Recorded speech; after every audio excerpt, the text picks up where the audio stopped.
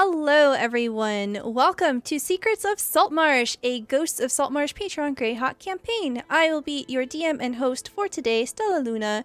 Welcome, welcome, everyone. Hope you're having a fantastic day. We are playing this campaign to completion, and you are now watching episode 2. As you can see, 2 of our members will not be joining us today. We will very neatly set them to the side and they'll be joining us for our next session. But before we jump in, I'm going to do a few shout outs. Shout out to our Patreons, all these lovely people on the screen right here. Without your support, one-shots and marathons that we run on this channel would not be possible. If you are interested in more information about what you would get as a Patreon, you can check out that link there. We have a brand new YouTube. If you want my undying love, we have a YouTube channel there. It is baby. It needs likes and subscriptions, which is the YouTube version of a follow. So it is free in order to grow our platform. So if you want my undying love, please check out that link. I would be so appreciative. If you want to interact with this game, there are a couple of different ways you can do so. You can redeem channel points for a free way to grant a blessing, which is a pocket advantage die to anyone that you see here today, including myself. Every 10 retweets, shit, I didn't do a we'll skip that. If you want to add an element of fate to the narrative, every $10 guarantees a draw from the deck of many things to the player of your choice. We're going to go ahead and jump right in because we are professionals and I didn't forget to make a tweet whatsoever. Emma, why don't you tell us about who you are and where we can find you and a little bit about your character? Yeah, so I am Emma, also known as Emma Panada. You can find me on Twitter at Emma Panada or in Discord as Emma Panada. You can also find me on Twitch now at Emma Panada because I've been doing the Twitch. And starting next month, we're going to have a couple campaigns going on there where I'm going to be running one that will be Kids on Bikes. And then my friend Matihi, who's been on the kind of channel a couple of times, will be running a revised Curse of Strahd. It's going to be a lot of fun. And yeah, so follow me there if you want to look forward to those things. I just hit affiliate today, which is super exciting. Thank you. And yeah, cool stuff. Awesome. Oh, and I play Arlen. She is a cleric, Twilight cleric, and she's basically pretending to be a great adventurer, but she's just kind of stealing the credit of her parents' adventures, and she ran away from home and is trying to live that adventure life. Excellent. Thank you. Next, we have GeekDice. Hey folks, I'm GeekDice. You can find me every Sunday over at the Greyhawk Tales channel, where we also have a Greyhawk game going. Today, I am once again playing KayBee, this little guy behind me here. He is a Fey artificer wizard, an old man, a grandpa that came out of retirement seeking his long-departed spouse and wondering what it means to be an adventurer. So he's latched onto this party, these aspiring heroes, these already heroes in his mind, and he is on the road to see what great adventures can happen. Excellent. Thank you. And last but certainly not least, Zombie Fighter 89. Hello, I am Jacob, I am Zombie, I am Z, I am whatever you'd like to call me. I am resident memory keeper, clipmaster, whatever you want to keep with those names as well. Please speak up a little bit so everyone can hear your beautiful voice. I wouldn't go that far, but hi. Apparently I'm having audio difficulties today. So today I'm going to be playing as Finn Carson, sort of a newbie as well to this whole scene. Had some problems in the past that we've gone over, like the whole thing with his family, sort of his whole village plus family not surviving an entire horde of the undead. So he's sort of on the adventure to figure out where this evil come from, what is this evil, and how can he stop it. And he's met these lovely people along the way, and now we're all sort of come together after last week where we were believe we were all still in a tavern or went to bed in that like boardroom after, you know, Arlen's character so graciously paid everybody drinks, and that was fun. Yeah, absolutely. Last session we did end off in the tavern, the Wicker Goat, and Arlen had absolutely purchased a couple of rounds of drinks. You definitely made some friends, and you definitely have a reputation following you now through Saltmarsh as someone who is quite generous. Everybody loves me. Yep. Yeah, absolutely. So we'll say that the scene opens up and we see that it is twilight. We see the stars twinkling outside. The sky is a deep midnight navy hue. You see that there are a number of ships docked on the coast of Saltmarsh here, and there are a few dock workers still toiling away deep into the night. And in the fireplace of the suite here in the Wicker Goat, you see Arlen sitting in front of the flame, and over her lap is a sword. You see the sword of blood red steel, the coral handle. And it has been speaking to you. It has not given you a name, but it has asked for one.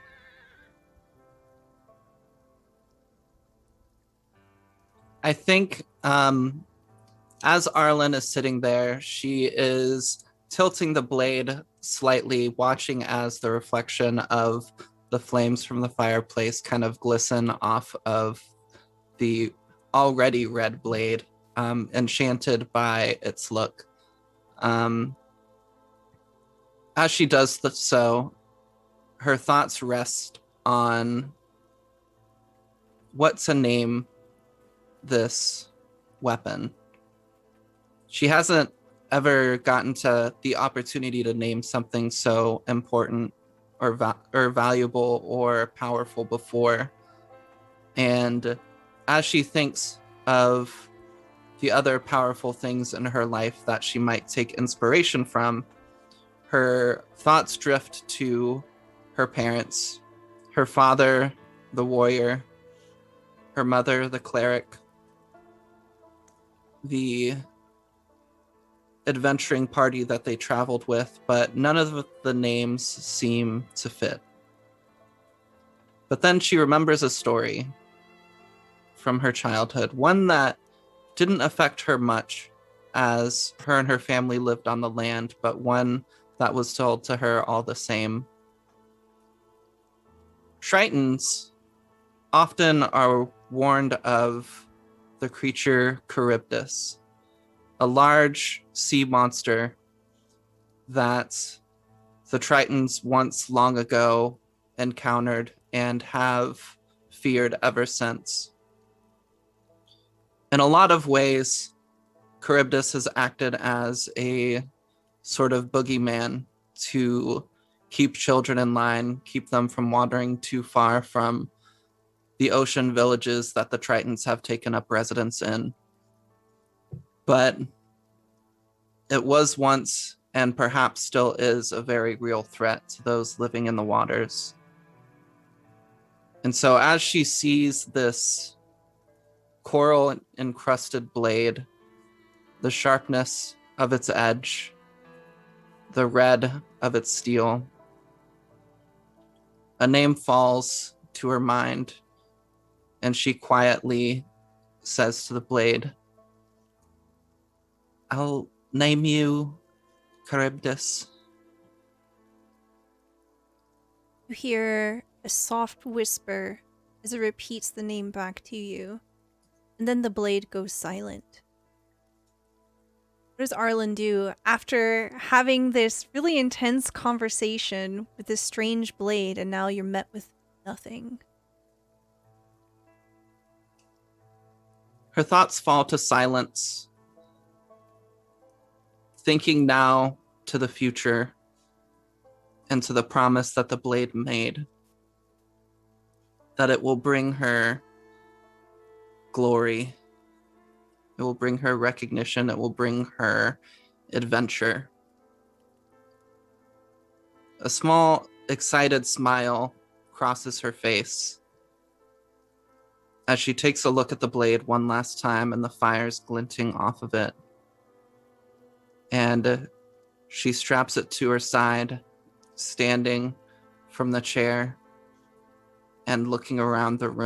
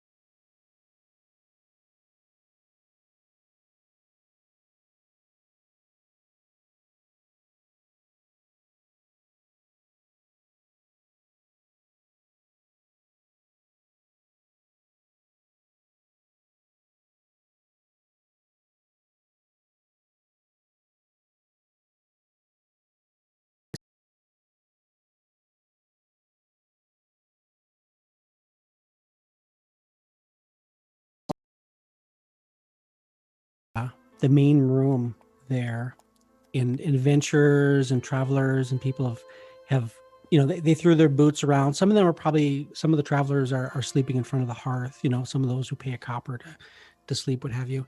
And I'm busy cleaning shoes. As long as nobody sees me, I get in there and I start cleaning everybody's shoes. Okay. Go ahead and roll me a stealth check. Yeah, I might even, like, if there's a big pair of boots, I may go behind the bar and hide behind the bar while I do it. Okay, sounds good. I'll give you advantage for this. Right, a 19? That should be good. Okay. All right. Yeah, so with a 19, absolutely. The floorboards have been creaking all night, and you, as you've been drinking and making merriment with your friends here, maybe you subconsciously paid attention to where the floors are noisiest and you maneuver around them.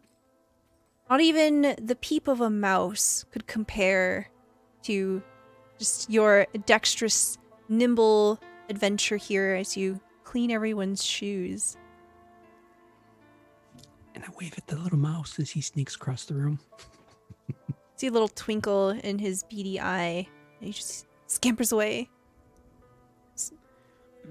So in the wee hours, once the shoes are done, what have you, I sit in front of the fire. I've got my spell book, and I've opened this new spell book I recently acquired, and I'm thumbing through it, and I'm thinking about what's in the spell book. And there's a particular spell. And I run my fingers over the pages. I'm looking at this wizard spell that I'm still learning, and I bring out from my pouch. I bring out some charcoal, some assorted materials, and I kind of spread around the book as I sit there in front of the low flickering fireplace, and I begin casting this spell. And I trace my finger up and down the pages of the spell as I mumble the words to myself, make sure nobody's looking. And then after a few minutes, you see this glow of light begin to rise up off the page, and it takes the form of at first a ruin floating in the air, flickering, a fire-like ruin floating in the air, flickering. And then it spreads. The light from it spreads, and it spreads into the wings of a bird, a tiny little bird. It couldn't be bigger than maybe a child's fist, a human child's fist. And it spreads its wings. It's this bird with sparkling eyes that flash for a moment, and it flutters around the room and lands right on the book and looks at me. It's a tiny little owl. Just Just the tiniest of owls. What does this owl look like? Is it tawny, snowy? It's probably tawny, but it's a tiny little thing and has huge eyes. Okay. These saucer-like eyes sort of dart around the room as its head swivels, taking in the sight of this very empty, very quiet place. And you hear a voice. Fortunately, my voice mod's not working, so I can't give you a really cool voice, but just pretend that it's really cool right now. Of course. Kiss-me, right boom. I have heard your call, and I accept. I am at your service. So I'm kind of rocking back and forth as I look at this. I didn't think the spell was going to work. I'm going to call you friend. Your name is friend, okay? Yes, I accept your term. Is there something you require of me now? Just be cute. I do not understand what this means. And you just, whoop, they wink out of existence and you can't see them. Friend. Friend. I think I did it wrong. Paging through the book.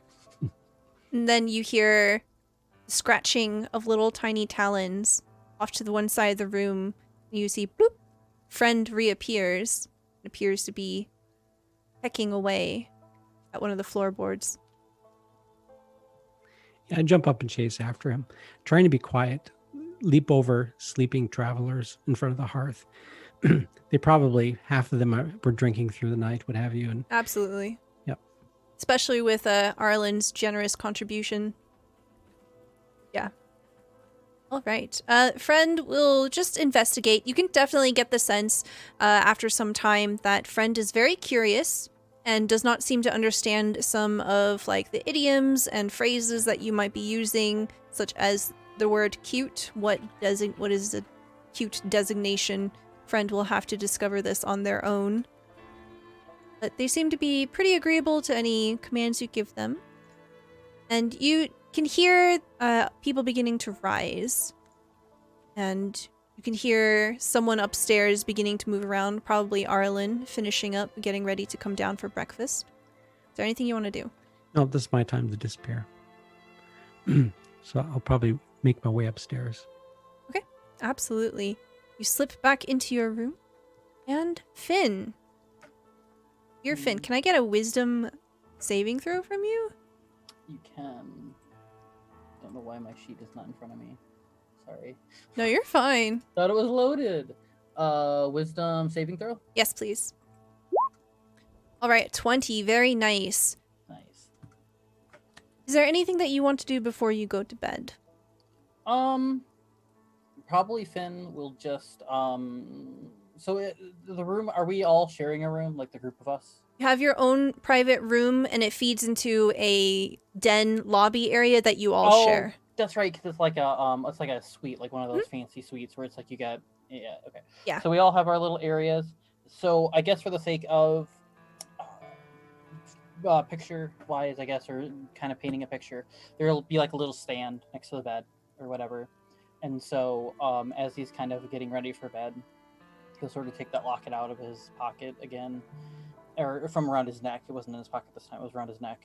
And he'll sort of take a look at it and open it up, look at what's inside of it, and tell and speak, I will not fail you.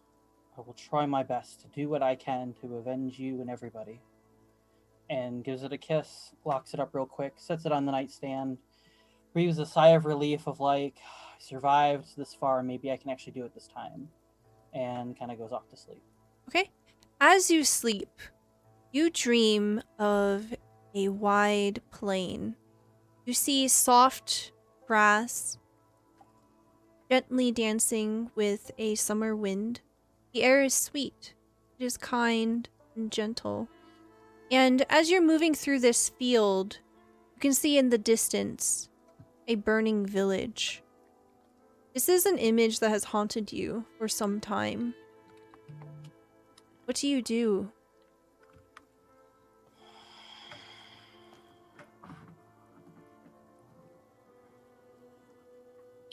I guess he'll kind of like, I guess he'll sort of like freak out a bit over it, because obviously he doesn't like to see it, like to look at it. And what was it again that he saw? I guess, I'm sorry. You're seeing a burning village. Burning village. Okay. Yeah. He'll basically sort of kind of like freak out by it, running around, sort of, and be like, kind of like, maybe in his mind he's thinking maybe this is another like a dream from like when he was like 10, so he's probably still thinking maybe all this other stuff that I've done was a dream, and this is the reality now. What's going on? Why is there fire? What's going on? And so I guess he'll just kind of run around to I guess he'll just sort of run around, try to escape from the fire, get away from the fire. Yeah, so you make your way towards it, and you definitely get the sense that this is not real. You're able to steel yourself even when you feel this sort of panic of not sure what to do immediately. Mm-hmm. It sort of begins to fade away, that sense of panic. And you find your center, you find your resolve, and you realize that everything that's around you is not real. Mm. And all of a sudden, the flames slowly begin to die away. And you see that what remains is a village that has been scorched throughout. It is breaking down all around you. And there is a humanoid figure. They are half obscured by some smoke. You can't make out the finer details from where you are. And in this moment, you realize that you have your armor on. You have your sword. You have your bow. You have all of your equipment that you took with you to Saltmarsh. And pendant that you wear is heavy around your neck. You can feel it against your chest. As you're looking out, you can see that this figure is robed in a deep purple cloak. The hood is drawn up. They are not looking at you. They are looking in the direction that you're looking.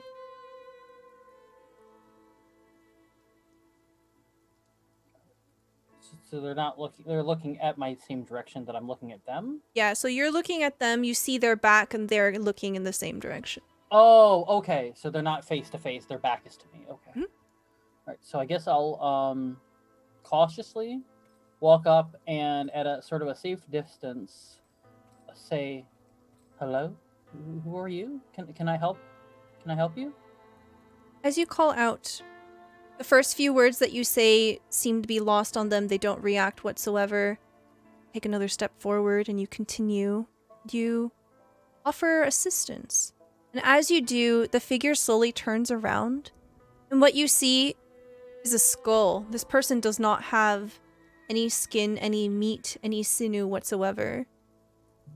As you lock eyes with where their eyes should be, you wake up. You don't have a sense of fear. You don't have a sense of this was something evil or something terrible that you experienced while you were sleeping. In a way, it kind of feels like a very subtle victory.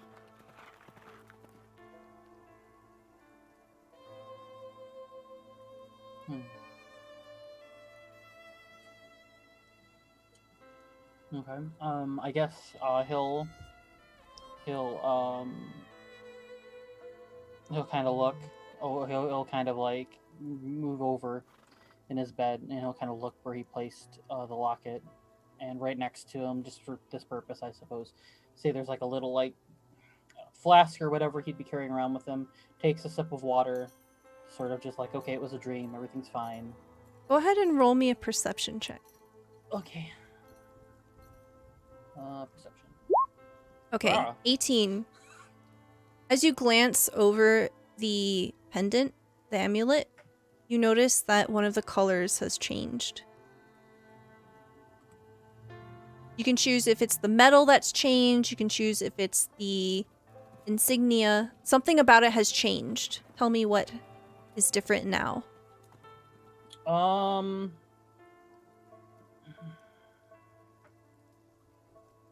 guess we could say that the chain itself has changed color. Okay. Mhm.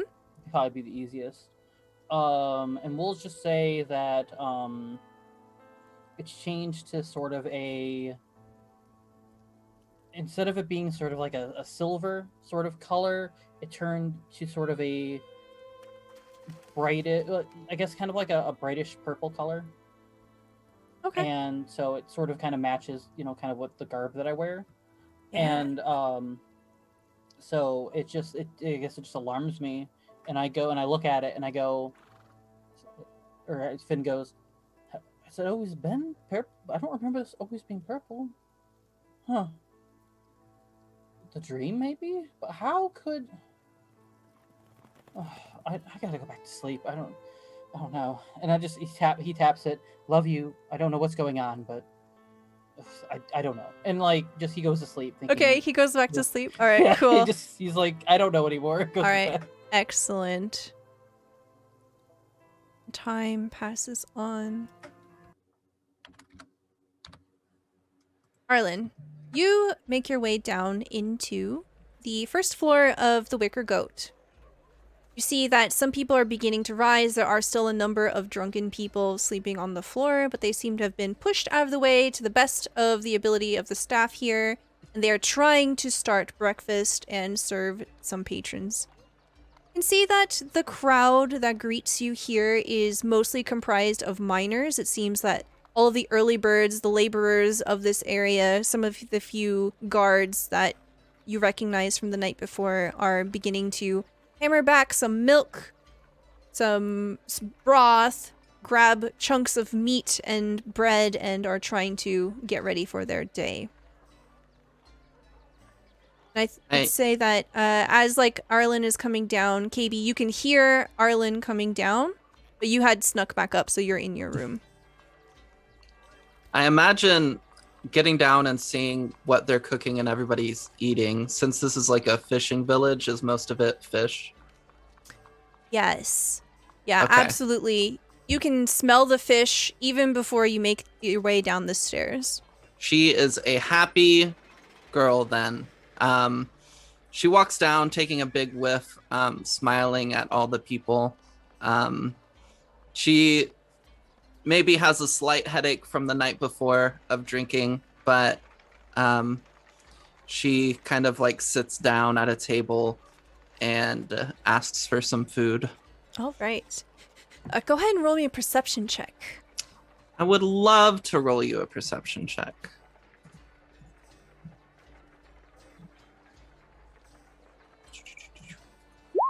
All right, with a 10.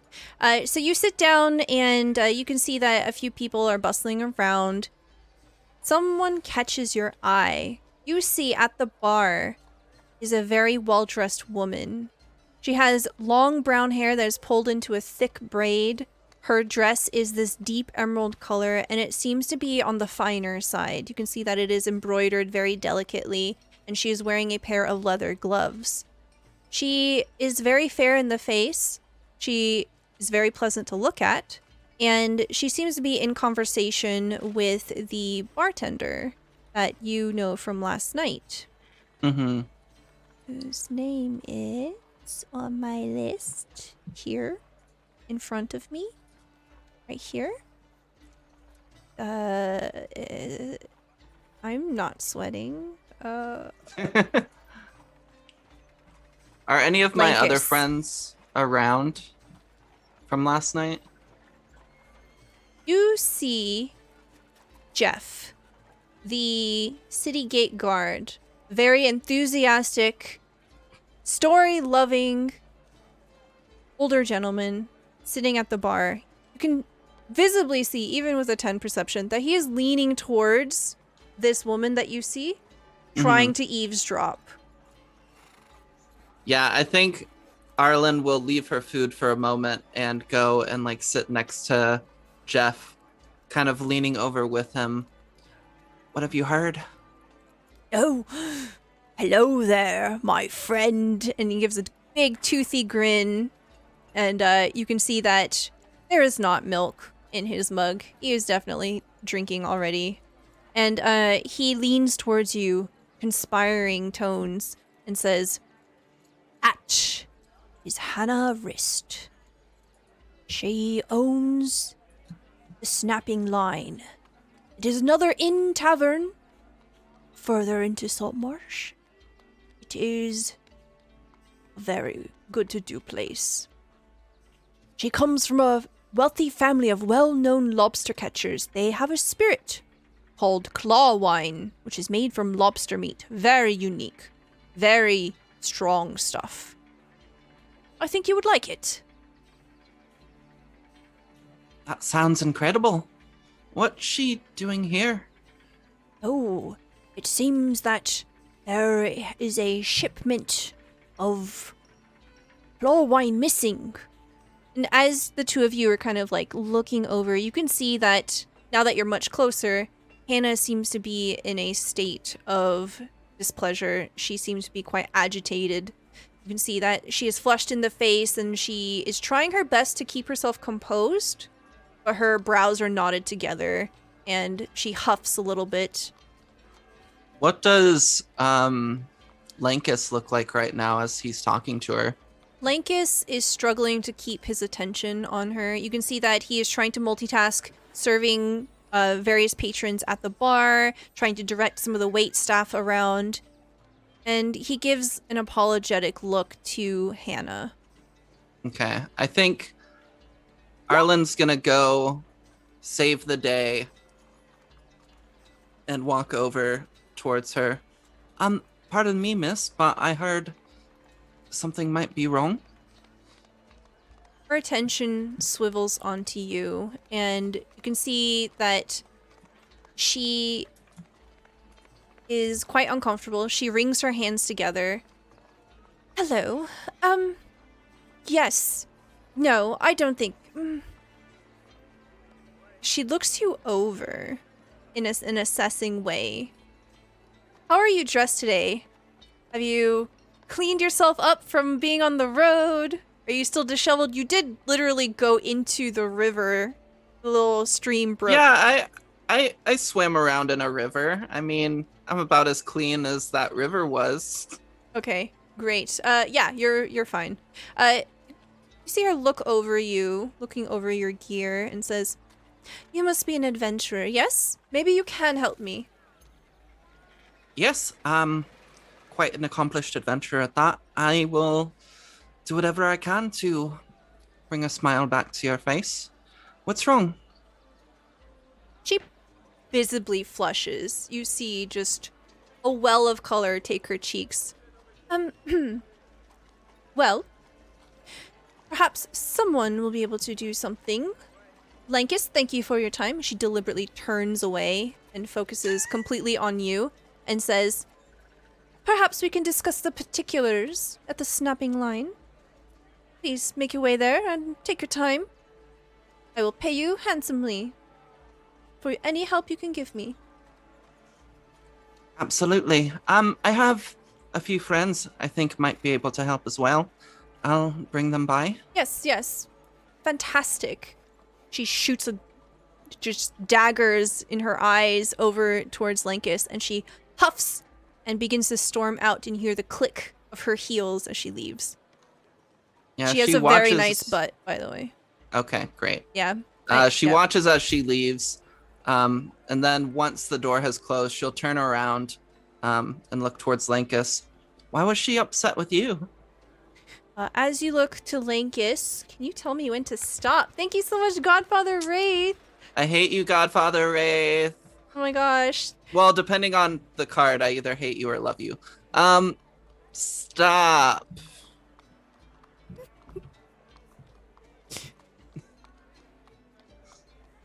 Okay. Thank you. I might as well do them all now. KayBee, tell me when to stop. What's going on? Stop. Oh shit. Oh no. Oh no! Oh. Okay, wow, I wasn't expecting that. Okay, Finn, No. Oh no! No. No. it'll be Godfather. fine. Godfather, what? Stop. Godfather's influence comes far and wide, even without being here. Fantastic. Thank you so much, GodfatherWraith. We will have fun with God it. damn it.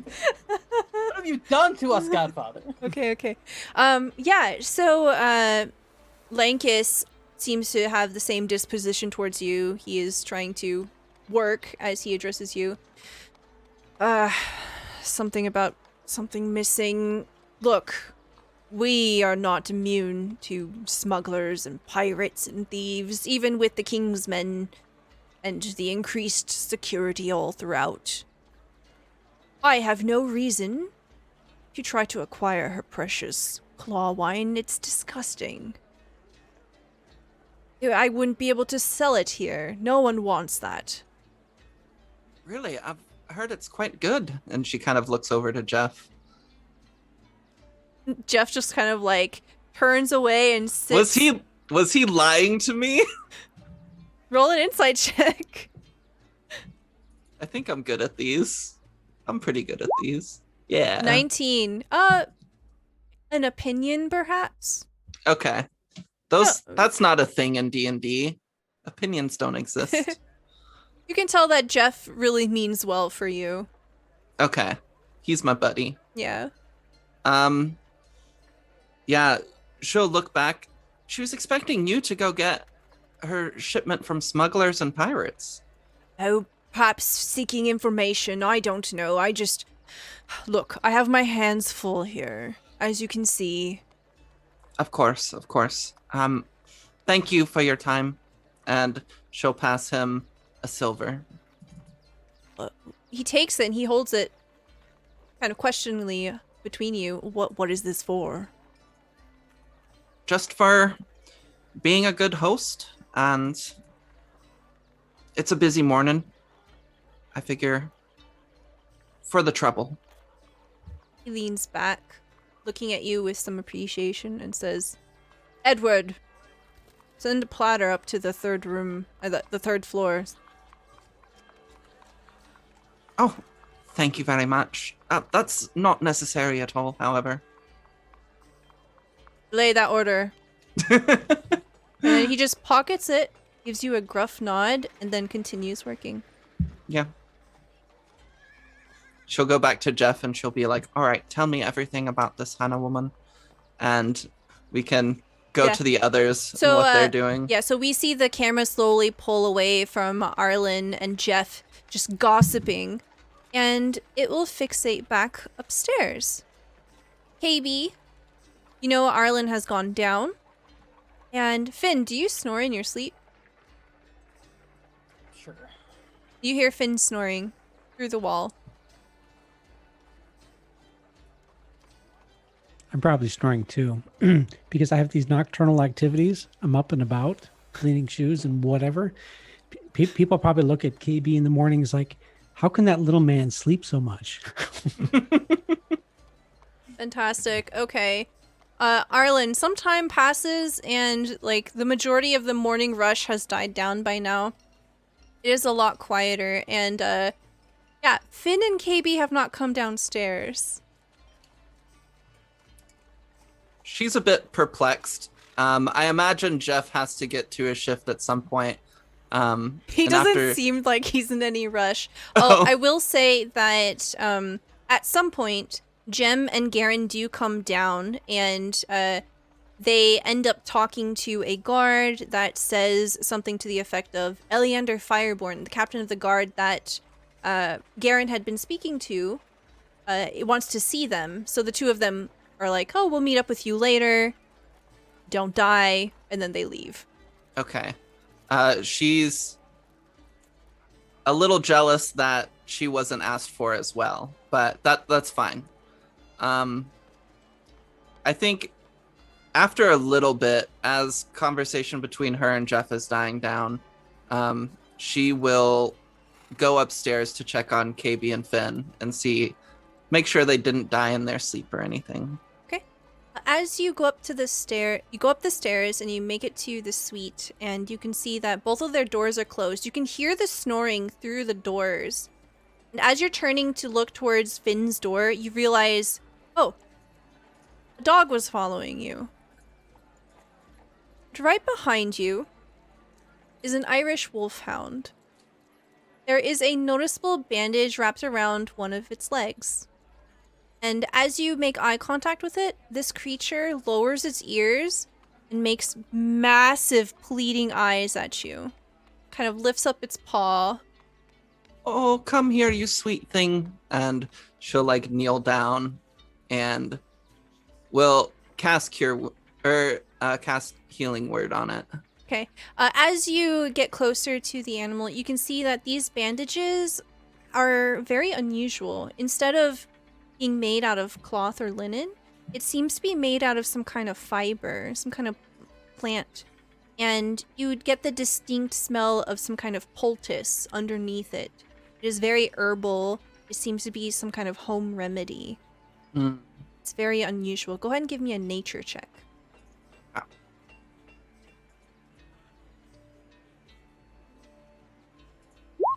Okay, 18.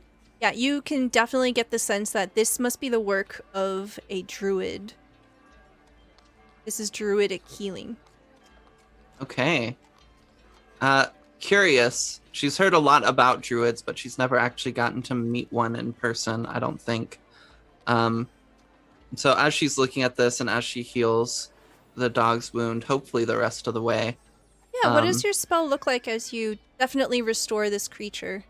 Yeah, I think she kneels down and kind of holds their paw that they're holding out in one hand, and then holds their other hand kind of above it and just kind of speaks a calming word over the wound, and it begins to mend itself.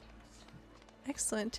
You see the creature's ears proportionally begin to like perk up as you cast this spell, and its tongue lolls out to the side.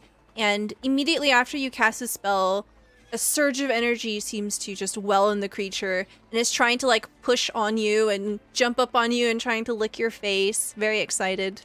She'll let it. And the Wolfhound begins to bark very loudly.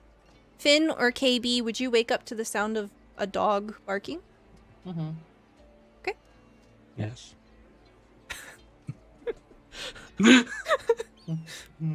A dog is barking. You wake up. Ah! And he like freaks out and like wakes up to like this dog barking all of a sudden, and he kind of looks over and he's like, "Oh, hello, dog. What's going on here? Hello, everything okay out there?" Yes, everything's fine. Just come outside. Okay.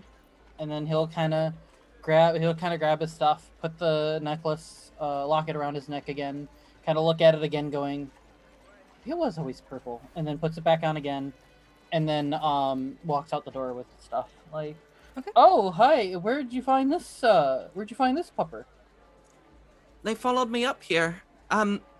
They were injured, but I took care of it. Is it a boy dog or a girl dog? It's a boy. He's very grateful. If I was healed too, I'd be very grateful as well. You see the Wolfhound beginning to trace laps around Arlen. Very excited. The tail is just wishing around. Oh, isn't he happy? Aren't you happy? Does Arlen have any like food on her? Would you say? Does Arlen have any food on her? I mean, according to her equipment, no. But maybe she's got like a biscuit or something from downstairs. Would you say that she's the type to have a biscuit in her pocket after having breakfast? Yes. Okay. Oh, she does have rations. Yes. Yeah, I was gonna say rations, yeah. But I'll just go ahead and say that you have a biscuit from breakfast. Okay, yeah. She will take the biscuit and kind of like hold it out to the doggo. It seems like the dog is about to like break off and investigate Finn, but the sniffer definitely starts to go off and it wheels around and the dog begins to focus back onto you, Arlen. KayBee. Yeah, so I at first I cracked the door to see what the heck's going on. And when I see this large gaunt dog, this wolfhound, they're all happy, wagging its tail, I think, maybe. Mm-hmm. That kind of gets me excited. So I just swing the door open and I walk up to him, and if he'll let me touch him, I'll approach him and I'll pet him. Okay. Yeah, you definitely get the sense that the creature's disposition is very, very friendly. The eyes get bright and shiny. You get a lick. You get a little bit of biscuit crumb on you. And yeah, you see, as the group of you are kind of near this dog, that there's a collar and there's a small little pendant that says Barley. Barley? Barley, is that your name, Barley? Absolutely recognizes this word. The creature begins to lose its mind and starts shaking very excitedly. Who's a happy boy? Very, very happy indeed. You said Then- he just followed you up here. All of a sudden, Barley starts bolting down the stairs. Oh, bye, buddy. Bye. So, what did I miss? Was he right there the whole time? Has he been here? Did I miss a talk last night? No, I was downstairs. You both have been asleep for quite a long time, by the way. Yeah. But I was downstairs talking to some folks, getting some breakfast, and also I have a potential job for us as well. But as I came upstairs to check on you both, he followed me up. Oh. And he had an injured paw, and I could tell that a druid tended to him, but it wasn't completely healed, so I was able to take care of it the rest of the way. Oh, that's good. That's good. Seemed like a very good build. Yes. So what's this? What do you got for us? What's going on? Well, it appears a wealthy tavern owner in town has lost a shipment of her lobster wine and was wondering if she could hire us to go and get it back. We would need to go to her tavern to discuss further, but Jem and Garen both already left to go and talk to Eliander Fireborn. That was going to be my next question. Are they also around? Where'd they go? Yes, That's well, fine. I saw me and Garen talked to him last night as well, so I figured something was going to happen with that, and I was going to wait till today, but it is what it is. Let them do their thing. I mean, KayBee, do you want to go with us to go get this wine? Yeah.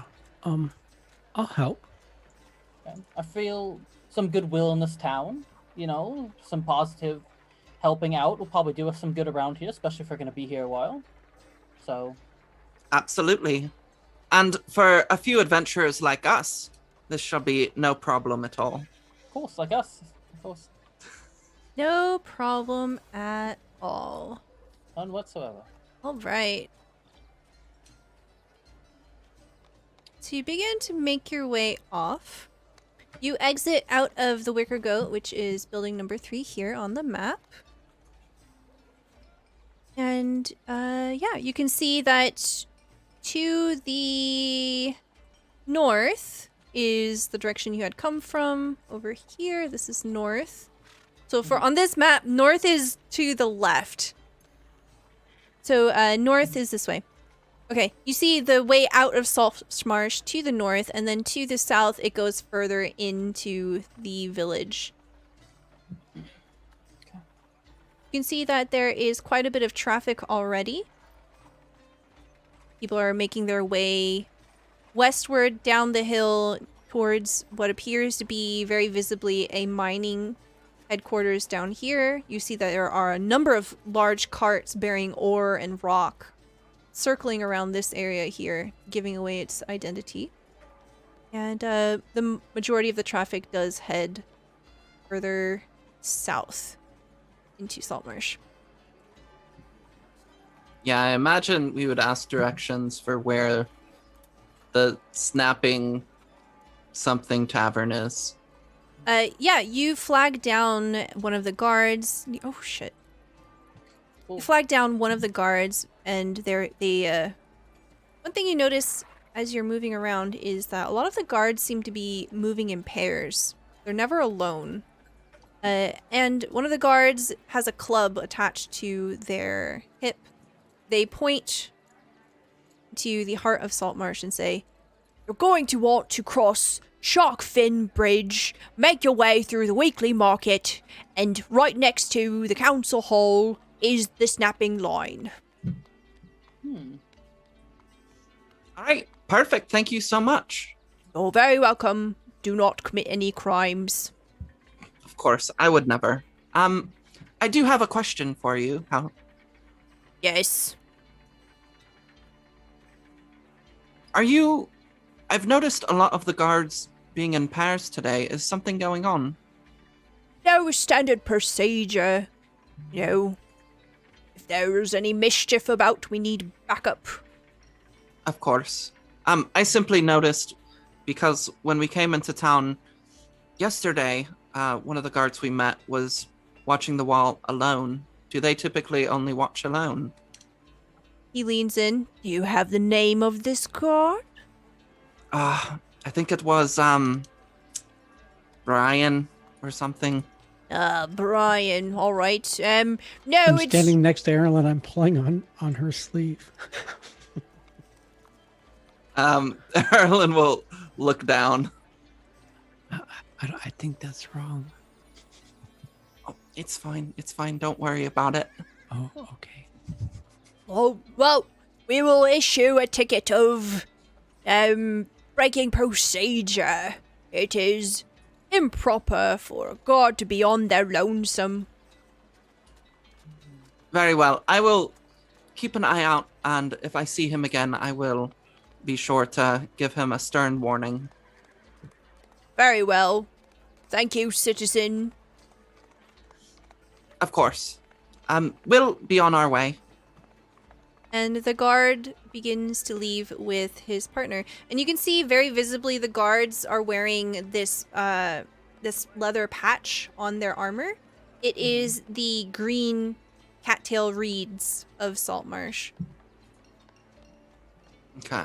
So it is slightly different from so there were a number of people in the tavern last night that were bearing the lion seal of Kyoland, which indicate that they are patrolmen that serve the king rather than being local guards.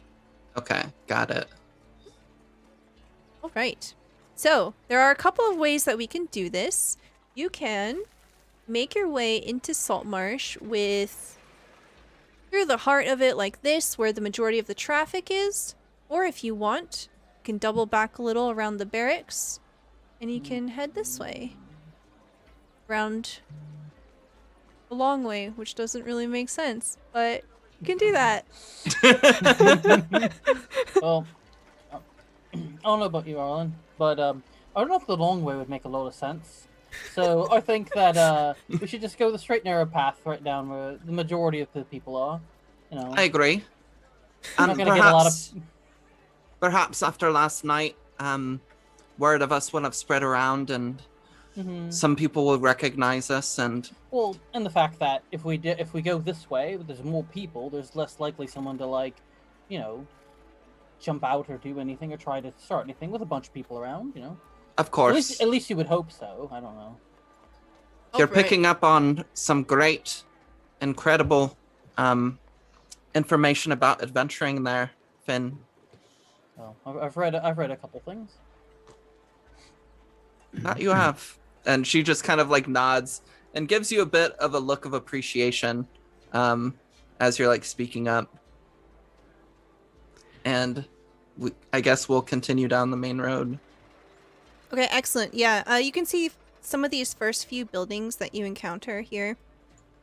They appear to be like a general... Come on. They appear to be like a general store. There are just some basic supplies, a grocer. And as you make your way towards the bridge here, you can see that it is somewhat unique to behold. It feeds into what appears to be a market of some sort. You can see that this market is split into two. If you continue down the road that you had been on, there is a market, and there's also a market on the other side of the river here. This bridge has a number of buildings on it. Most noticeably, there's a large tower, and you can see that it seems to have a gilded roof. It is quite fancy to behold, and you can see that at the apex of the tower's roof, there is what appears to be a sculpture of a giant shark head. As you're making your way towards the bridge, you can see that there is a plaque at the very entrance of the bridge that identifies it as Shark Fin Bridge. And there is some smaller text there. You want to investigate it. Absolutely. Yeah, sure. I think KayBee walk right up to it. I'm hugging my bunny with 2 arms, and I have this tiny little owl sitting on top of my bald head. And I investigate the sign. Okay, yeah, as KayBee just kind of stands right in front of the sign, literally obscuring it from everybody else with this owl on his head, you all notice he has an owl on his head. Yeah. Oh. Oh my gosh, where did this owl come from? It's so cute. Yeah, where'd you get the owl there, buddy? And I think at the keyword cute, the little owl is facing forward and it's also looking at the sign. It kind of hops and it turns around and it looks No. No? So Okay. when the word cute gets said, the head swivels around. Oh, yes! An owl! And you see these 2 large saucer eyes peering right at you, Arlen. It's like that owl meme. Where the owl just kind of looks over and goes, hmm? Sign says something. What does it say? It says, Shark Fin Bridge conquered by Andorus Nelassiae. Breaker of stupid curses. Now a very wealthy elf that lives here in this great tower. Wait, it says that? Yep. I love it. I love it so much. I love it so much. I want to be the breaker of stupid curses. I think as you're reading the sign out loud, Arlen's still just looking at this owl, and she'll say, I think you're ignoring the more important question, KayBee. Where'd you get this owl? He just showed up. I was doing the spell in the spell book, and it just like, and his name is Friend. Hello, friend. It's nice to meet you. She'll kind of give like the owl a little bow. So it's the tiniest owl that you've ever seen. He probably stands about like 6 inches tall, maximum. It's really, really tiny. Adorable. Yes. Yes.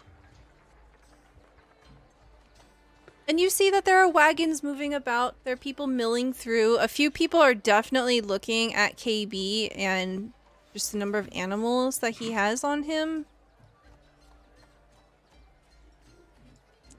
I think they think I'm an adventurer like you. I look up there and with my big eyes. You're almost there, KayBee. You'll be an adventurer soon enough. All right. So, there are 2 markets here. There's there's one here, right? Mm-hmm. This area, and then you can cross the bridge.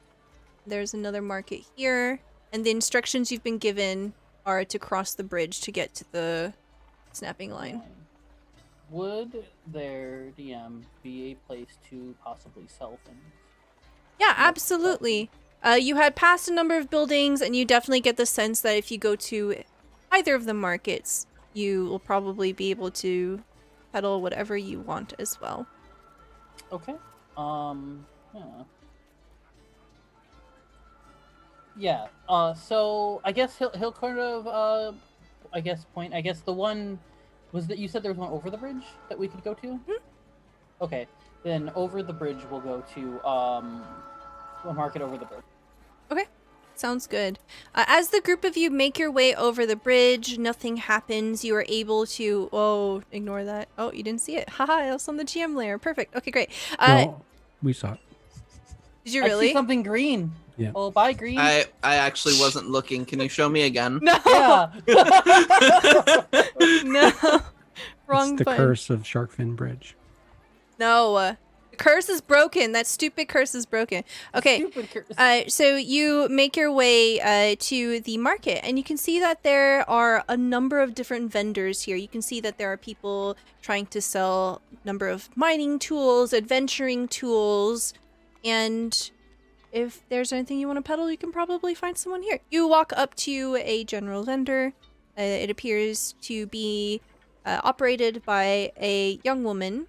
She has 2 long red braids, and she has green eyes. She looks at the group of you as you approach. Hello, what can I do for you? Hello. We have a couple of items we're looking to possibly sell.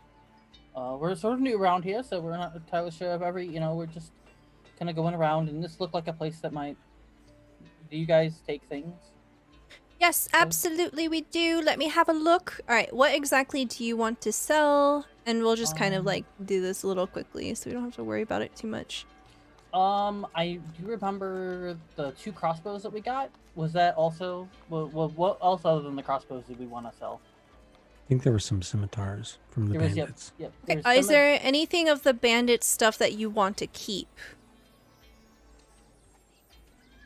I can't remember anything that I was interested in. I don't remember either. I don't think so. I think the scimitars and the crossbows are all we got other than the silver pieces. Okay. Sounds good. Yeah, so as you are looking through the wares and trying to give them back, she tells you that they are all in pretty poor condition, that they are pretty damaged and also quite rusted over. And she will give you a total of 5 silver for all of the bandit items that you've collected. If you want to try to haggle, I would like you to tell me what you want to do and give me a persuasion roll. I think Arlen kind of like nudges you in the ribs of like, you got this. Oh, persuasion. Oh. Screw it. What the heck? I guess he'll give sort of like a grin, kind of a smile, and he'll go, "Oh, you don't think that these could be worth more?" Okay. Give me a persuasion check. Oh. Alright, you do have an advantage die if you want to use it. You want to use your blessing? Do I want to use it here, though? Could I perhaps give him the help action? Alright, so tell me, how do you want to help Finn here? Yeah, I think as Finn says that, Arlen speaks up as well. And it's like, yes, I mean, they're quite reliable in battle. I mean, they've been tried and tested already. They're not old and well-worn. They're well-used and proven. Oh, that's good. Alright. The girl tilts her head and she's like, yeah, that makes sense. Yeah, alright. Very well. 15 silver for all of it. I suppose we can't get about... yeah, I'm good with that deal, I think. I think that's good. Alright. She hands you over 15 silver and you lose 3 scimitars, 2 crossbows. Yeah. Get 15 silver. Silver pieces. I updated your loot log there. Nice. Right. And she, as the transaction is going on, she tells you a little rumor. She says, I don't know what kind of adventuring the group of you might be into, but I heard that there are ghosts to the south. Oh. Ghost, you say? Yes. Ghosts here in Saltmarsh? Yes. I don't know, I'm just, I heard from an adventurer that heard from a merchant that heard from a fisher. There are a number of strange things happening all throughout Saltmarsh. You see a lot of people coming in from all sorts of places, the attention of the king, we have the raiders of the sea princes, and nobody is happy. We've got the loyalists up in arms against the traditionalists, and there's just so much going on right now. I don't know what is true and what is not, but it does make for an exciting tale, does it not? It does. And Arlen's eyes kind of like sparkle, I think. Do you know how far to the south? No, I do not. But I'm sure you can find out by asking somebody else. Alright. Well, perhaps on the way to where we're going, we might be able to find something about that. I think we're good, yeah, yes? Is there anything you two want? Why are there so many guards? What's going on? Oh, well, you must be new.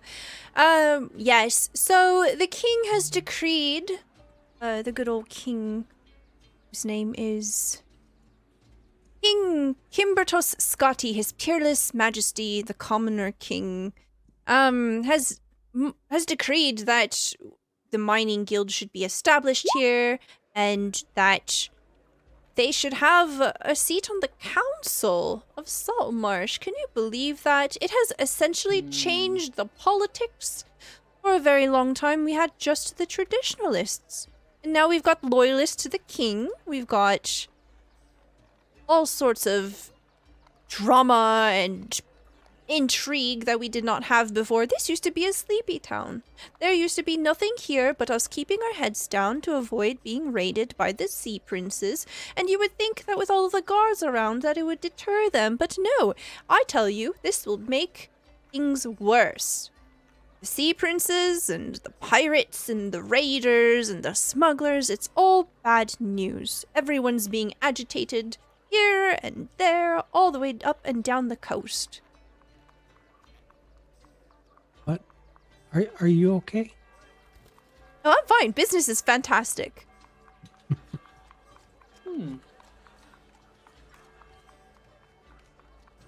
Well, that's nice to hear at the very least. Mm-hmm. Thank you for your time. We're actually heading to the snapping line. Which building is it? Oh, it's right there. And she points at this building. And there's right next to it is the council hall. And you look over and you can see that there is a 2-story building that is pretty well maintained here. Oops, I just drew a dot. It's on the GM layer, you can't see it. Okay. So she points at number 13 and says, that is the snapping line. Very good wine if you are inclined to shellfish and other things of the sea. And then we have here, number 14, is the council hall. No, real quick, her comment about a seat on the council, that was specifically for the Miners Guild? Yeah, so, Okay. yeah, you kind of like think over what she has just said. She told you that there seems to be 2 factions, and it seems that the king has inserted someone into the local council here. And that person is associated with the Miners Guild. And from her tone and just delivery of it, it seems that that has upset some people. Perhaps not her personally.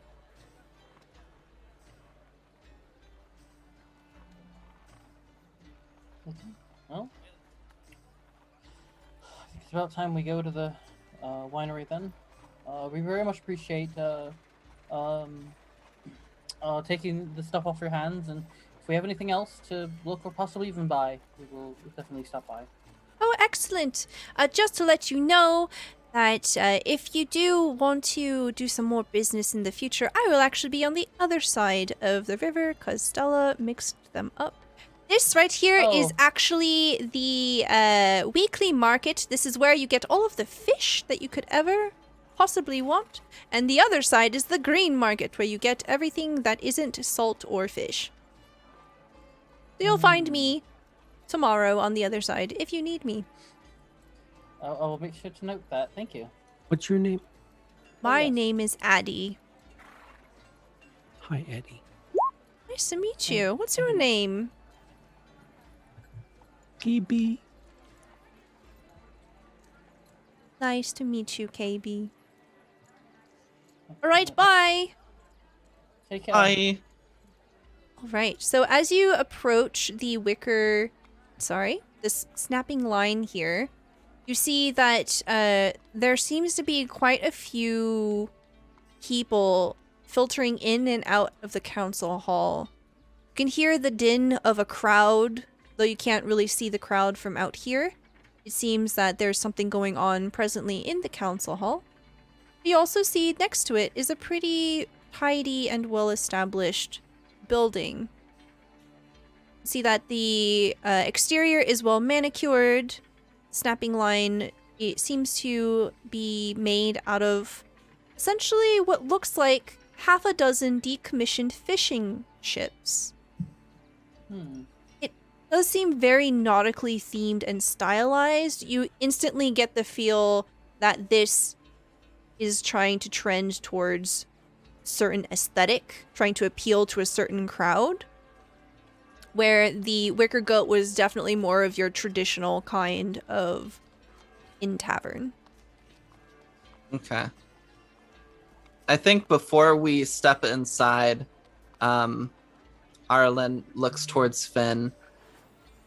All right, Finn. I've already met and spoken with this woman, yeah? But I think you should talk to her about this job. All right, sure. I think you'll do great. Her name is Hannah Wrist. You address her as Miss Wrist. That will go over very well. Miss Wrist? Yes. Okay. And talk to her about the stolen shipment recently, and that we're here to provide support in whatever capacity she needs. And she said she'll pay us very handsomely. Of course, adventurers oftentimes will try to bargain for more money from quests, but and you're more than welcome to try if you feel we need the coin, but you don't want to come off as too clingy or needy. No, And I was just hoping to get a little bit more back there for what we were selling. Absolutely. But I mean, if you feel like you've been doing this more than I have, if you feel like we're being paid adequate amount, then I would be fine with what we get. Of course. Now, I see a lot of potential in you, Finn. I think you can be a grand adventurer. And I've tried before, but I'm giving it another shot. So I'm hoping this time I'm doing better, to be honest. Well, last time you didn't have me, and I will happily show you the ropes. You're right. I did not have you last time. Hopefully you're my good luck charm. Of course. Now, go on. And she kind of will give you a small push, if that's okay, towards the door. Yeah, that's fine, yeah. All right. So as you enter the snapping line, you can see from the decor inside that the nautical theme does continue on. You can see that there is shiplap all along the walls. The walls themselves don't seem to have been scrubbed. There is a very penetrating scent of fish throughout the area. You can see that there are a number of tables that seem to be fashioned out of barrels, a few stools that are also fashioned out of half barrels, and you see that there are a number of ship parts mounted onto the walls. It is very much a leaning into the whole fishing town kind of thing. And you see, on the other side of the bar is a very well-dressed woman. She seems to be a little out of place here. See that she is very neat in appearance. She is wearing leather gloves, and she is currently instructing someone to do something. Number of waitstaff are moving around her, performing various tasks. I suppose Finn will go up Is it just me, or are the two of you behind me? I think Arlen stops by the bar to get a glass of this lobster wine. And she'll like watch from afar, Where's but KayBee? close enough that she can hear the conversation. And KayBee is watching both Erlen as well as your character. All right. He sees what's happening here. Okay. All right. As I go up, well, I'm blanking. What's the name again? Her name is Hannah Wrist. Hannah Wrist. Okay. So I'll go up one more time, or go up to her this time, and kind of at a distance, be like, "Hello, are you Miss Wrist?" Hello, yes. Who are you? My name is Finn Carson. I'm here with my friends Erlen and KayBee. We were sent here to help you find some missing wine of some kind. Do you like gesture over to them as you're speaking? Mm-hmm. Her eyes follow over. She looks at KayBee, cocks her head slightly, and then looks over to Arlen. You have been given this very unique. So basically, the glass appears to be nestled in a lobster claw. It has like a foot, Oh, right? yeah. That it's resting on, not a literal foot, but like, a glass Mhm. foot. And the wine that has been poured into it is this strange pink color. It's bubbling. Arlen is very excited. I think she leans over the counter and watches as the bartender like prepares it. And maybe that's what she's doing as Hannah like looks over, and then it gets placed before her, and she kind of takes both hands and is gonna drink some of it. Okay, do you just like take a sip or do you just scull the whole thing? We're in polite company. I think she just takes a sip. Okay. Do you like fish? She loves fish. It's so fucking good. Yes. It's so good. It's as if someone took okay, I'm not gonna, it's gonna be kind of weird if I describe it. It's basically like liquid lobster, right? It's very good, but bubbly in a very pleasant way if you like fish. If you don't like fish, definitely don't even try it. Yeah, but so Hannah looks over, seems to recognize Arlen, looks back to you. Oh yes, fantastic. I was hoping that wow, you did come back quite quickly. Yes, so I am missing a shipment of claw wine. I don't know where it went. I suspect there has been foul play. I will pay handsomely if you can find out what happened to it. Of course. Where do you last remember the shipment being at? Like the location last that you before it was lost. Well, it would have come from the dock. Okay. I don't know where it went. It went missing somewhere between here and there. Okay. All right. Well, I guess we can go explore the docks to find out where it is. It'd be my best guess. But we'll get on it. And we'll find you this wine. We'll find you your wine back. We'll bring it back for you. Very good. Off you go then. And he nods and he walks over. As you start walking back and you turn around, you see Arlen has her coin purse out, and she kind of like jingles it a little bit while looking at you.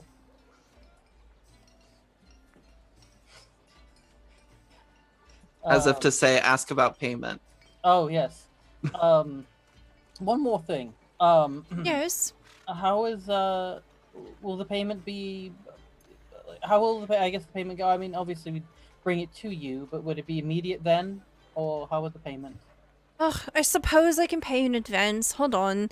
And you see her go around the bar, and then she begins to rummage on the other side. She pulls out a small box. She opens it up, and she slides 2 gold pieces towards you. Right, an advancement of 2 gold pieces for your time, I guess. And then I will pay you an additional 5 if you can find my shipment. Oh, sure, yeah. That sounds good to me. Excellent. She closes it with a very audible snap. She puts it away. Takes 2 gold pieces and puts them in his pocket. Oh, thank you. And then he walks back over to Arlen.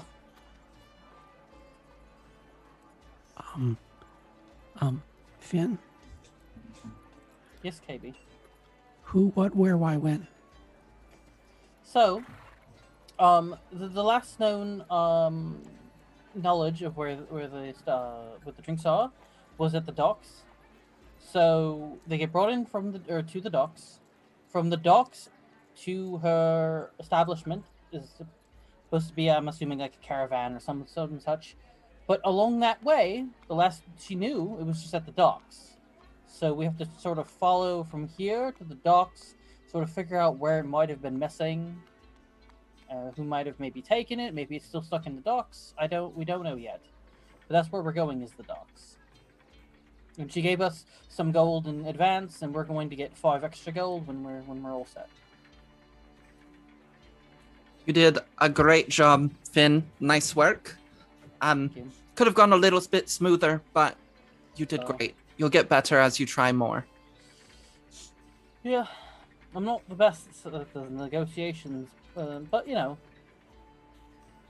Well, you handled yourself beautifully. Normally with docks there is a dock master, so I think perhaps the best thing we can do for now is find this dock master and try to figure out which boat that this shipment came in from. And then we can question people from there. Yeah. So to the docks we go. All right. So we will montage this just a little bit. So the group of you head over towards the dock. You begin to search for the dockmaster, and you are able to get some information.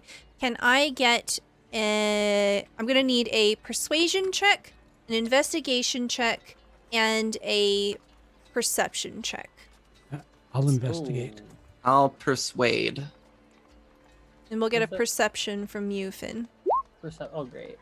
I investigated. Oh no! Okay, so that's a 22 from KayBee for investigating, a 9 persuasion from Arlen, and a 13 perception from Finn. Okay, so this... Sorry? Bless would just be taking that second 9 anyway, right? I would have you reroll. Can I use a bless? Yes, you can use a blessing. Okay. Oh my god! Oh, I have one more blessing. Do you want to use another blessing? I'm gonna laugh if it's another 9, but yes, I will. Okay. Oh my gosh, it's That's even 6. worse. Okay, it's fine. All right, so Emma uses both of her blessings. Okay, even with a 9, you are definitely able to work out an agreement with the dockmaster. Dockmaster says something to the effect of, "This is client privilege information. I can't just go around and just tell you anything that you want." And that is with the 22 investigation. KayBee, you definitely get the sense like, oh, maybe we can pay for some of this information. And I'll carry over the 22, and it's like, yeah, absolutely. Basically, the dockmaster wants 1 gold to break this breach of trust, this sacred sailor's trust. You know, this is very, I'm questioning all of my morals and even thinking about telling you, but oh, shiny. Okay, so this dockmaster is sitting behind his desk, and I think that he had this plate of, it's like his breakfast, and there's a biscuit there. KayBee comes up to the desk, and all you really see is his eyes and his eyebrows. And as this guy's talking, KayBee's eyebrows kind of perk up a couple times. And you see KayBee's hand come over the edge of the desk, and he takes that biscuit, and it disappears slowly. And then a gold piece comes up, slides onto the desk. The entire time, the dockmaster is talking to Arlen, but looking at you, KayBee, and the dockmaster sees the entire thing. Eyebrow quirks up as the biscuit is sliding off the desk, and then when the gold comes, he just kind of sits up straighter. Oh, yes, now you're speaking my language. Of course! Oh, let me just refresh my memory. And props open a book and then gives you the information that you need. And essentially, what ends up happening, you end up chasing this information around the dock. You end up finding the boat, and with a 13 perception, Finn, you find the shipment. On this particular boat, it seems that the captain was trying to take this shipment and keep it for themselves. You see, as the group of you are talking with the captain, you, Finn, specifically, spot the box. It is half hidden behind the captain.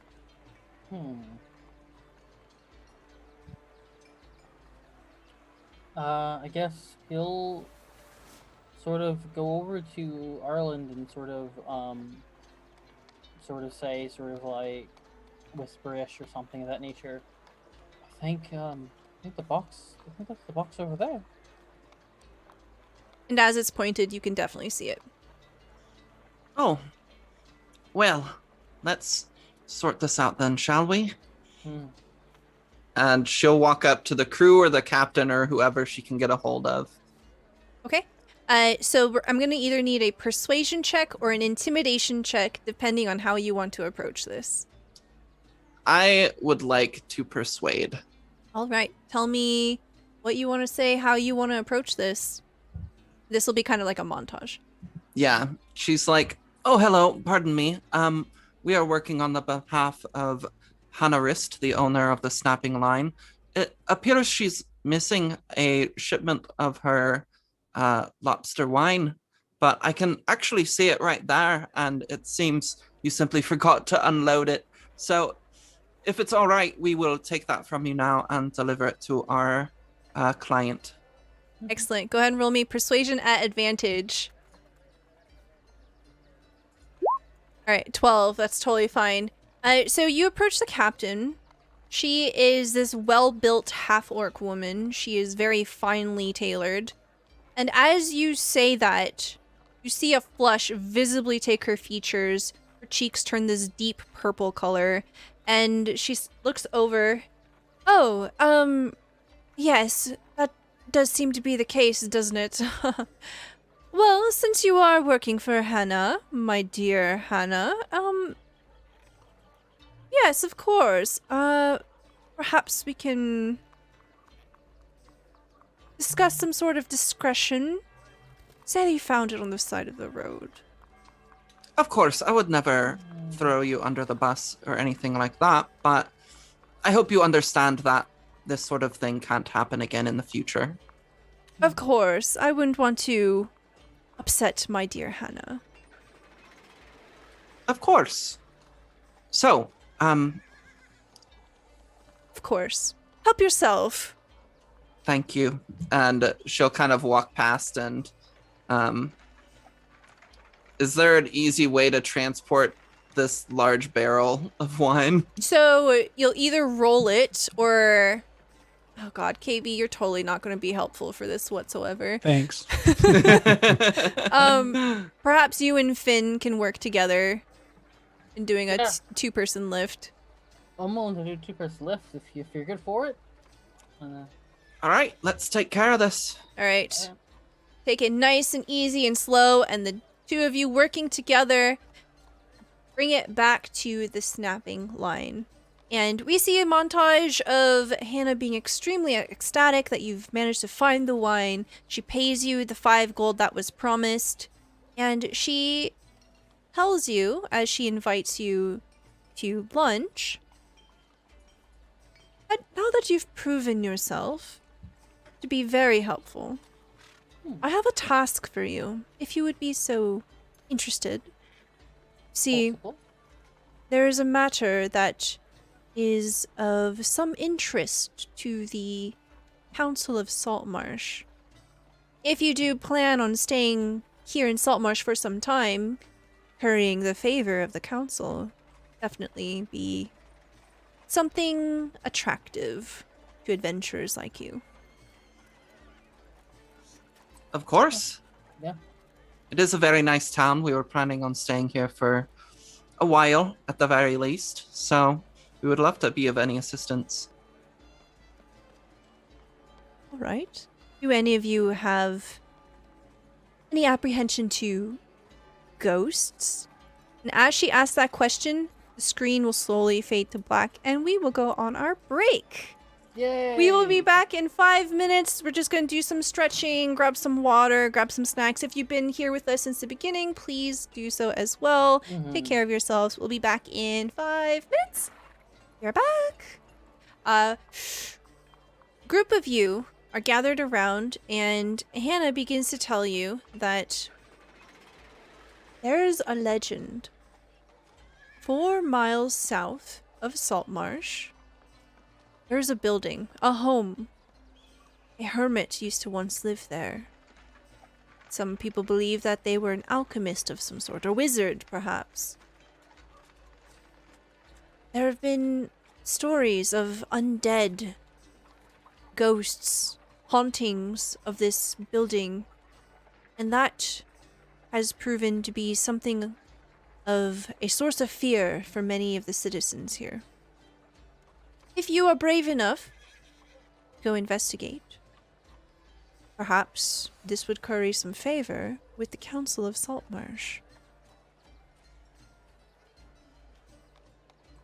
Yes. Well, I've actually been trying my best to research and figure out what of the undead and things about the undead. So that and the ghosts sort of intrigue me a bit. I definitely want to find out stuff. I'd be willing to go. Ghosts are bad. They Ghosts can. are scary. I They mean, can be, yes, but they, scout they us. make a home, a place that nobody wants to live. Don't worry, KayBee. Ghosts can be frightening, but not to some adventurers like us. That's what I mean. We got to scare them off. Of course. I've handled ghosts before. There's nothing to fear. Good. You can teach me. Of course. Um, How much does Arlen actually know about ghosts? Go ahead and roll me either Arcana or Religion. You'll get different information. Okay, I'm gonna do religion. Okay? Can I use a bless to get that nat 20, please? Sure. Emma uses one of her blessings, turning that nat 1 into a nat 20, 24. Okay, excellent. Yeah, you know all about ghosts. For whatever reason, you, as a follower of Celestian, came across a book. This book detailed a number of different types of ghosts. The rumors that Hannah tells you and all of the details that she does have herself that she relays, none of it is solid and gives any indication of what kind of ghosts there might be. At the very least, it doesn't seem that there are zombies involved. Okay, cool.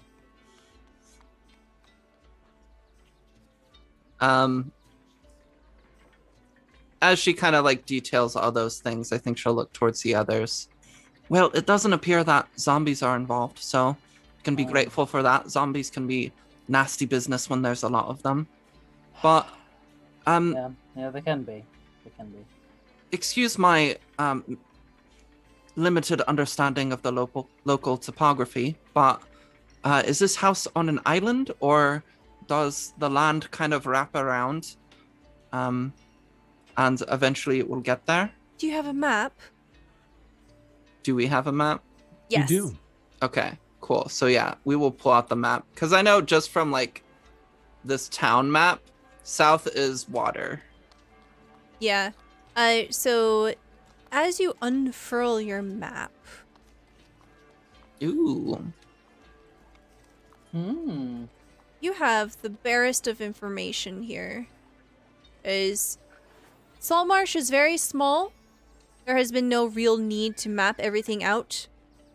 You have definitely seen a number of different guilds becoming established here. People, with crates, with wagons that have their emblem painted on the side, one of which was definitely a cartographer's guild, but they are not set up quite yet. You can definitely tell that this will be an undertaking, and perhaps if you want to take on an undertaking of it yourself, it might prove valuable.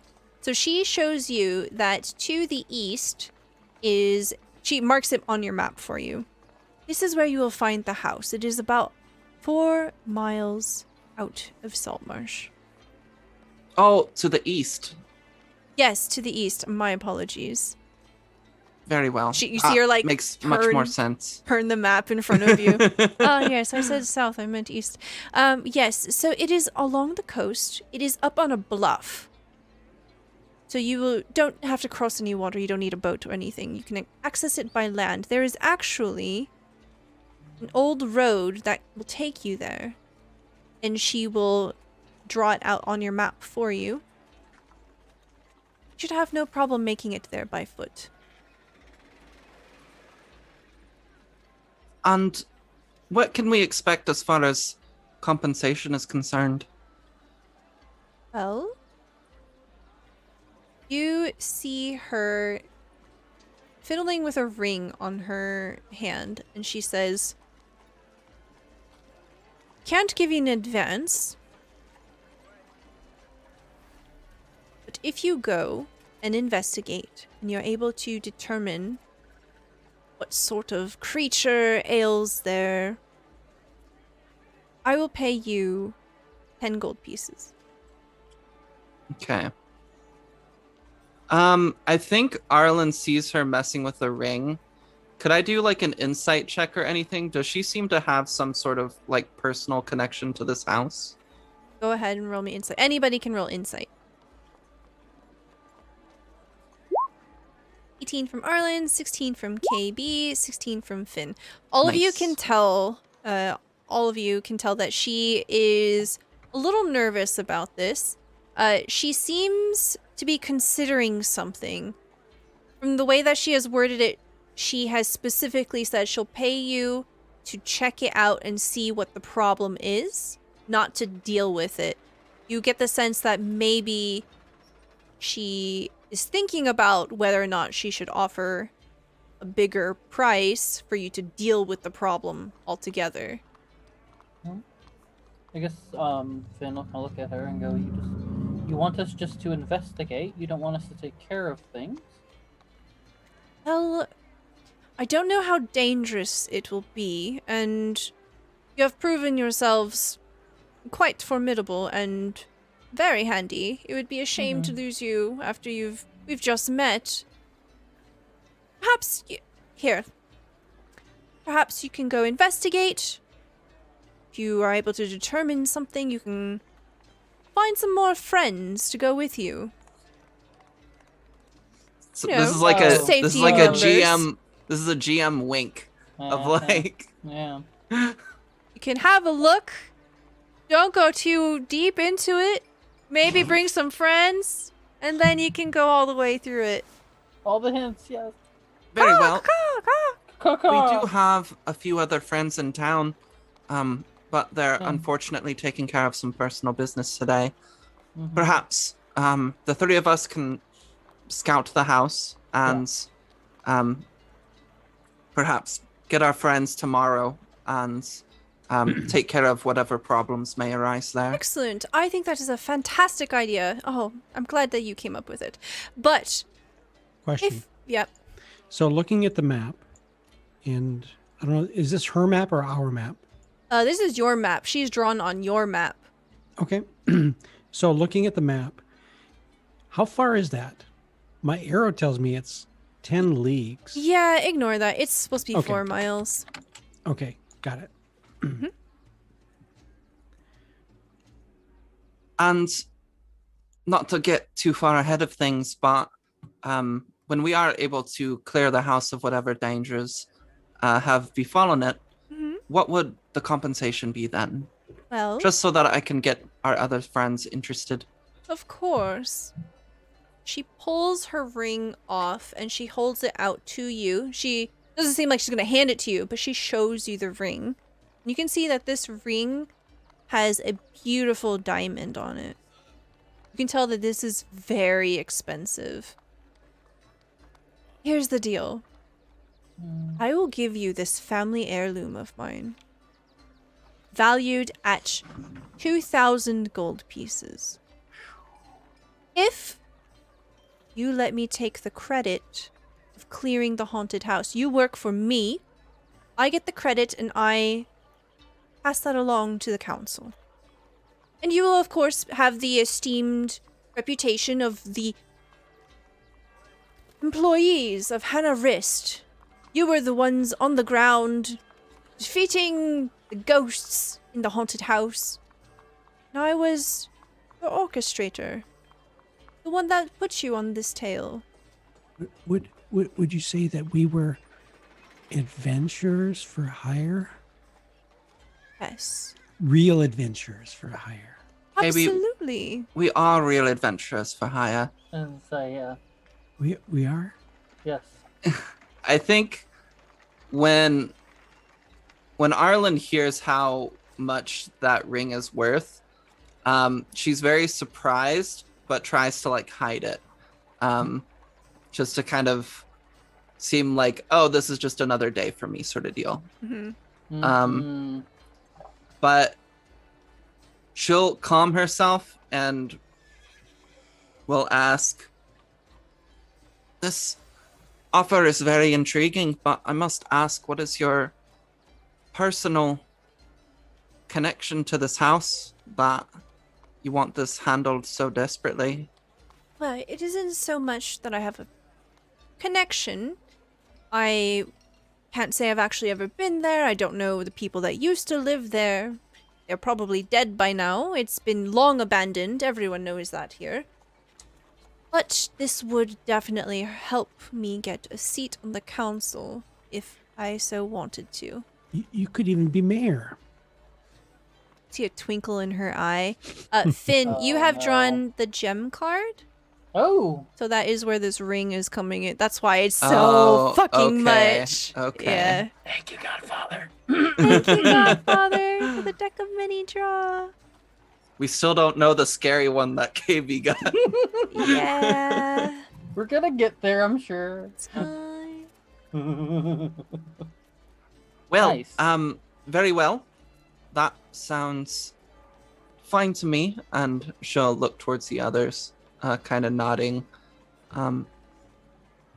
We shall go and investigate the house and Yeah. return with anything dire that we may find. And I'm sure that we will be traveling there again shortly to take care of whatever may lie there. Excellent. Very nice. Well, good luck. I do hope that this arrangement comes to fruition. I am very interested in your success. Bye. Goodbye. And Arlen will turn and walk out. Okay. So the group of you are going to be heading off towards out of Saltmarsh. You're going to be making your way east. And as you do, I don't actually need this here. Just kidding. Okay. Is there anything that you want to grab before you go?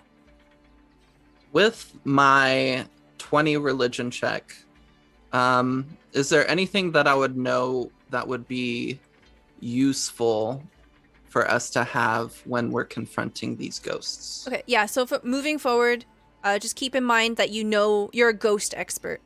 So you can recall that 20 in the future. So as a ghost expert here, you know that using mundane items, it's definitely not going to be as effective in fighting something that's incorporeal. You do know that if you have a torch, perhaps that might be able to help with some fire damage. Spells will be essentially very helpful as long as it's not necrotic. But otherwise, you'll have to use magical items, of which perhaps only one of you has a weapon that might be helpful. I got magic. I also have magic. I don't think like Finn or anybody else is quite worthy to wield a magical weapon such as mine quite yet. So I don't think Arlen will be willing to give that up. But she'll share this information saying that I was once a part of this adventuring group called the Ghost Hunters, and we very routinely took care of various hauntings and other such things. So if we are to do this, I think it will be very wise. If you can get a hold of some sort of magical weapon, that will be very useful. But if not, and with our budget, I think that might be a little bit beyond us for now. But if you can get some torches or some other things to provide some fire damage, ghosts tend to be weak to those sorts of things. And you would also know as a ghost expert that most ghosts are tethered to certain places.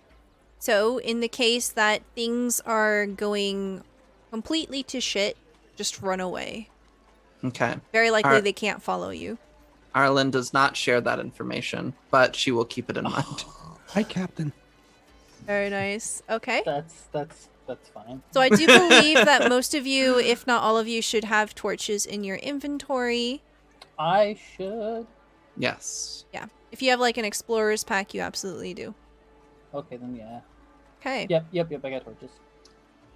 All right. Is there anywhere in town we can buy some Molotov cocktails or anything? There are definitely places where you can get spirits, and you can find rags anywhere. True. Yeah, can we do that? Yeah, sure. All right. You will find Addie is right where you left her in the market. She says, "Oh, remember that I won't be here next time you check, but I'm right here now. Hi, welcome back. You're looking for some spirits? Well, I've got some bottles here. It is definitely not for drinking, more for cleaning. If you want to set something on fire, absolutely what you're looking for. Okay, Perfect. We're gonna do some kind of cleaning, but not quite, you know. Cleaning, Spick and span. perfect. Yeah. Yes, I will sell you one bottle for 10 copper pieces. Oh. And how many bottles do you have exactly? I 100? have... Oh God. Yeah. I've got 10. That's 1 gold. We'll take all 10, thank you. Alright, 1 gold piece, please. Arlen will pay for it. Okay, make sure you keep track of all this stuff. Oh yeah, I've got my personal gold kind of accounted for. Okay, fantastic. Someone keep a note that you have 10 bottles of cleaning spirits. Don't drink that. I will put that in our loot log. Fantastic. Beautiful. Put a note next to it. Do not. Can we just say we got some rags somewhere? Yeah, absolutely. You find Okay. those, no problem. Yeah. Is there anything else that you want to grab before you make your way out of Saltmarsh? I don't think so. Okay. I can't think of anything. KayBee, are you gonna take Bunny with you? Yes. Okay. Oh. All right. So the group of you begin to head up the coast of down the coast of Saltmarsh, 4 miles. You have heard tales of this alchemist, perhaps once a hermit that had gone missing. The road is tough. The road is not well maintained, and you can tell that not very many people take this path. For those of you who are not hardened by wayward ways, you definitely struggle, and it is exhausting. A number of hours pass before you make your way up to a road that winds through a rocky coastal terrain, offering a view of the sea below.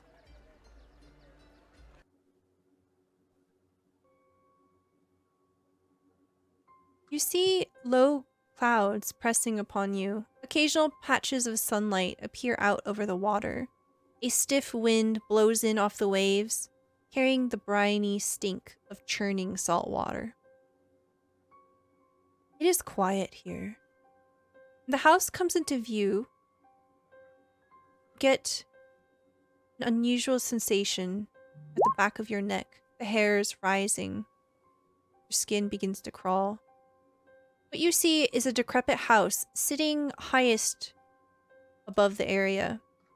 Around it, a stone wall has crumbled in many places, exposing interior grounds. There is an ornate metal gate that lies open at the end of the road, swaying slightly in the wind.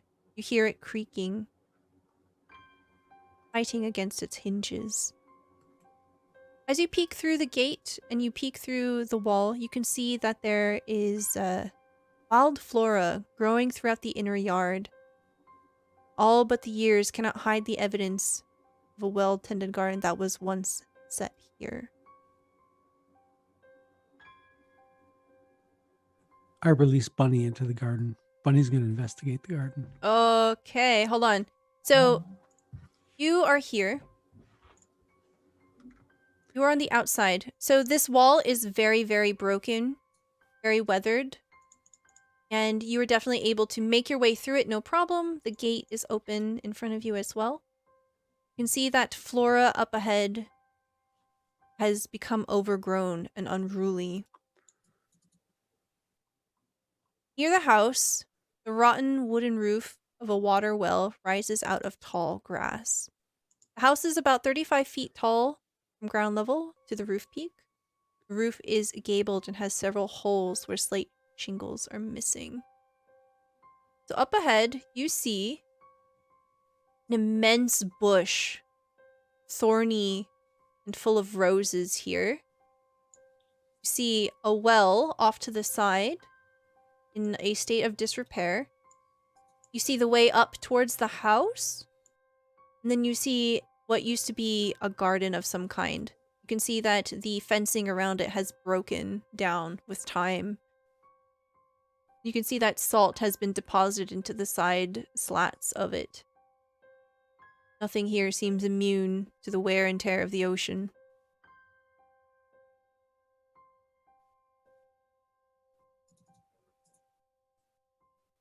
You release Bunny. Put Bunny down. Feel free to move your tokens, by the way. Yeah. Can you give me control of the owl? Yes. Yeah. So I don't know if the grass is tall and thick here outside the gate, inside the gate. I'll put Bunny down. I'm okay with Bunny running around. Okay. That's fine. That's fine. So as you put Bunny down, Bunny actually begins to shake. Bunny seems very uncomfortable. Bunny. I look around. Something's not right. Something's not safe. I say to my friends. I give a really good look around. What is out of the ordinary? Do I see anything? Do I sense anything? Okay. Go ahead and roll me a perception check. Oh, I totally don't suck at that. Atihi, thank you so much for the nat 20s. Everyone has a nat 20 that you can use at any time. Thank you so much. Thank you. Amazing. Thank you. Instant success. It's huge. So with a 14 perception, you look around. You see a number of just oppressive plants, just wild and unruly. You hear something skittering and scattering, a ruffling of leaves. They're probably things that are living here. Okay. I'll put Bunny down outside of the wall. Be brave, Bunny. Okay. Bunny will remain right here. I think Aw. that's adorable.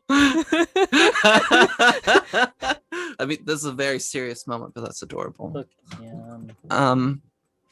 I think Arlen, before stepping inside, is going to kind of put a hand to her chest, and the small purple stone in her holy symbol kind of gives off this dim glow as she casts Vigilant Blessing, which will give her advantage on her next initiative.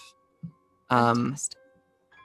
But she's gonna walk past this kind of swinging gate that's kind of beyond disrepair.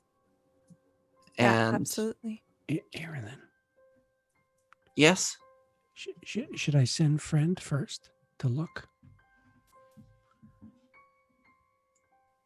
If you would like, yes. Can you communicate with friend? I can. I can. As long as they're close. So I cover my eyes with my hand, and I take the owl off my shoulder, and I just kind of let it go aloft. And I'll look through the senses of my owl as it goes around the perimeter. It's trying to look into the structure, look into any place it's hidden, see what it can see. Okay. Yeah, absolutely. So as friend begins flying around, you can kind of see a little bit into the interior of the house. You can see that through the peaks of the broken roof and the broken shingling, that it is dilapidated and there are patches of harmless mold everywhere. The woodwork is generally rotten. There are cobwebs. Dust is very thick and rubbish is scattered everywhere. There's broken plaster that has fallen off in chunks. The ceiling lies strewn across the floor. There are shattered remains of vandalized furniture. Everything looks very old and very destroyed on the interior of this house. So if one time around one circuit doesn't reveal anything of interest, I'll then have it go perch on a hole in the roof to look inside to get a little bit closer. Okay. Yeah. And I'm communicating everything I see. Okay. I believe that. Oh, can you only hear It's or see? let me drop the thing in the thing. Remember, there's some kind of limitation with. 100 feet. Okay. While your familiars are within 100 feet of you, you can communicate with it telepathically. Additionally, as an action, you can see through the familiar's eyes and hear what he hears until the start of your next turn. So as long as I'm doing that. Okay, so during this time you are deaf and blind. Correct. Okay. Correct. So you can't hear what other people are saying to you. Right. Gotcha. Yep. Okay, yeah, so you describe what is essentially like this building has not been disturbed in some time. You look down, you can't see any footsteps in the dust or anything like that. It has been abandoned for you don't know how long. The building groans precariously. It almost sounds like wailing to you. Almost like a voice whistling through. It's really hard to make out.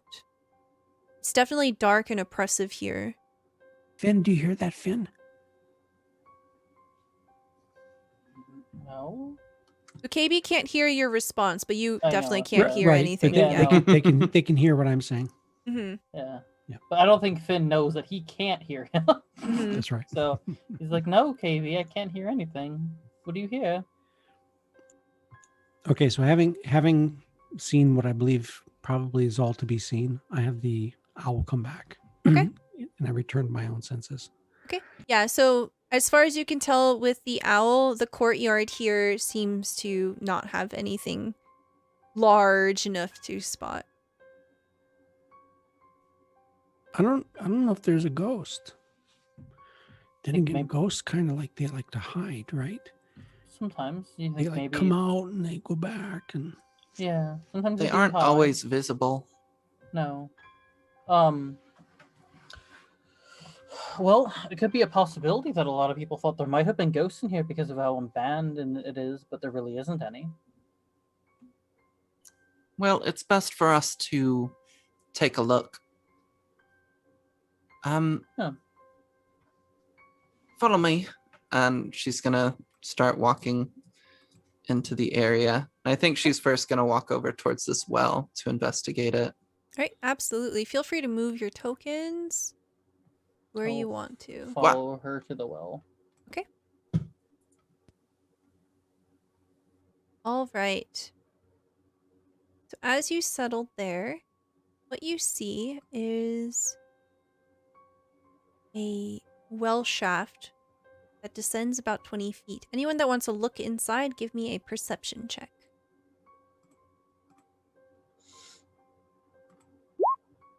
16 from Finn, 11 from KayBee, 18 from Arlen. Okay, Finn, I think what you notice is that there are small cluster of mammal remains in the tall grass near the well. So there's like some squirrel bodies and some mice. For Arlen, when you look into the well shaft, you can see that there is clean water fed by an aquifer. It doesn't seem to be the type of well that might have like caverns below it or access to the house. It's a independent shaft here. You can see that it goes down, down, down. You have dark vision, correct? Yes. Okay. I have special eyes. Ooh. Share How special. that. I can see through the deepest gloom, dark vision out to a range of 300 feet. Fantastic. Seeing dim light as if it were bright light. Okay. There's something dark down there. Some kind of shape of something. But you can't see color. And there's a roof on top of it. So you're kind of like leaning over the well. The roof is above you, so it's shadowed. Hmm. So even though you can see, you can't make it out. How structurally sound is the roof to this well right now? Not. Can we push it over? Go ahead and give me an athletics roll. Hopefully this goes well. 15's pretty good. 15. Yeah. So you definitely get the sense if you keep pushing on it that it's going to break. It's just going to take some time. So Arlen begins to push on the frame of the well, trying to break it. What is everyone else doing? I'm looking around. I'm investigating. Maybe walk a little bit closer to the stairs in this scary bush, but not too close. Okay.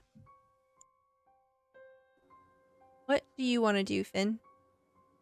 Well, I guess I'll sort of survey a little bit, but then I'll ask Arlen, why are you trying to push this over?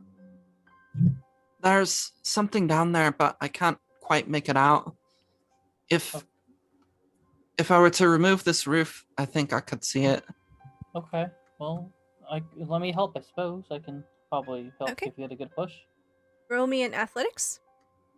Athletics. Ooh, okay, I like this. Right, 20, absolutely. As Finn hulks up and assists you, the frame breaks audibly. It crashes loudly and falls into a hump of wooden debris. And now that it's exposed, you can see very clearly down into the well. You see that there is a glint of coins at the very, very bottom. Is there like a bucket or anything? There is. Right next to you, it is very old. And the coins are definitely like not floating. Oh, okay. So it's not like a bag of coins. Mm-mm. It appears that there's coins down there. Is it safe? Well, the well isn't connected to a river or the house. It appears to be pretty independent, and the water seems to be clean. But I imagine it wouldn't be very easy to climb back up. As you look into it, you can see that it is not completely smooth all the way down. There are natural handholds that you could use to climb down. It's only 20 feet. KayBee, as they're investigating the well and like the loud crash, breaking the top of it, what direction are you looking in? Well, I know that they've got the well covered. I'm more concerned that something might come out of the house. So I'm looking, while I'm not ignoring them, I'm trying to pay attention to other stuff. Okay, go Guess ahead there's and a- roll me another perception check. Okay. Okay. You see it right as it's about to burst out of the bush. What? Oh no. You see, first, the lowest branches of the rose bush begin to tremble. It is very subtle. It's almost as if you were not paying attention, you would not have noticed this whatsoever. Whatever is moving is very sly, very quick. You hear gentle pitter-pattering of feet. All of the sudden, creatures emerge out of it. So you have spoiled their surprise round. However,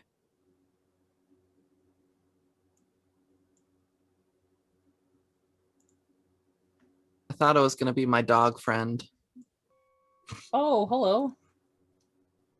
What are they?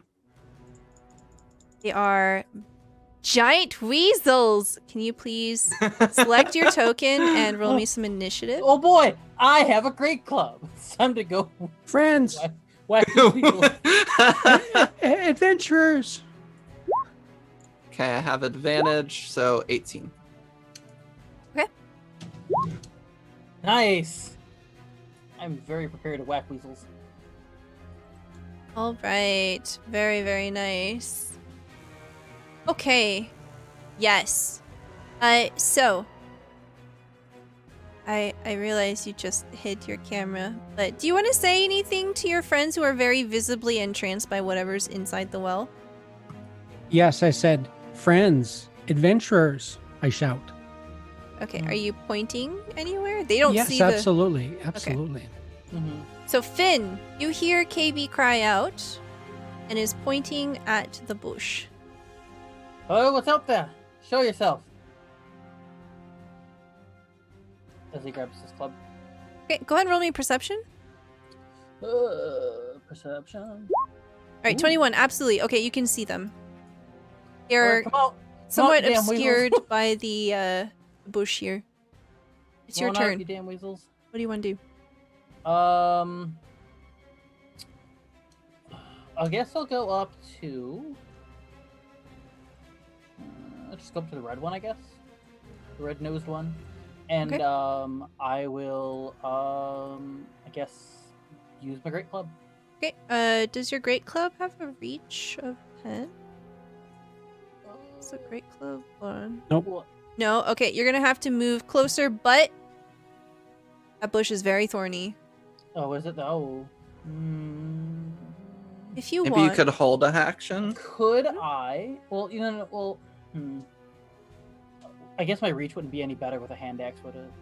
Mm-mm. Mm-mm. It's like I Could was thinking throw maybe slashing through the bush, but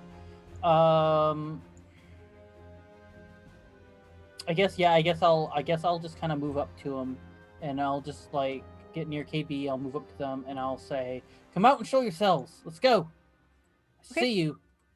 Did you want to hold an action or Yes. delay an action? Okay. Hold an action. So when you hold an action, you have to say what the trigger condition is going to be and what you're going to do. I guess I'm gonna hold an action, and if any of them try to like get at KayBee, or it seems like KayBee's kind of getting in trouble, that'll be the trigger, and the action will be just using my great club. Perfect. Absolutely. Fantastic. All right. Arlen, it is your turn. Okay. Arlen immediately turns around and seeing the others obviously kind of directed towards this bush and something being in there, she's going to cast Fairy Fire. Ooh. So they all need to make, I think it's dexterity saving throws. My Okay. DC is 13. All right. I will go orange, green, blue, red. It's 13? 13. The orange one saves, everything else does not. Okay, cool. So they begin glowing this kind of purple as they have this strange outline around them that's highlighting their forms and will give everybody advantage. Very nice. Anything else for you? I think she's going to move up and help protect KayBee. It is now their turn. So what you see is these large, loping, rodent-like creatures. They burst out of the thorny bush here, And you can see that their fur is all matted and gnarled, and they have somewhat of a sickly appearance to them. They are not cute. They're not cute. You can tell they are very hungry and feral creatures. So this red one will come up, and you can see that from the way it's moving around, it's going to be trying to have an evasive sort of approach. And it seems to have its attention fixated on KayBee. So Finn, this first one comes up. You see Arlen's spell has gone off and it is essentially glowing purple. And this will be your trigger. Go ahead and give it a bop. Can I use my will an 8 work, I guess? Like I may as well just use It's at advantage, so you actually get the 15. Oh, do I? Yeah, because of the Oh. fairy fire. Never mind. Okay. Yeah, 15 is absolutely a hit.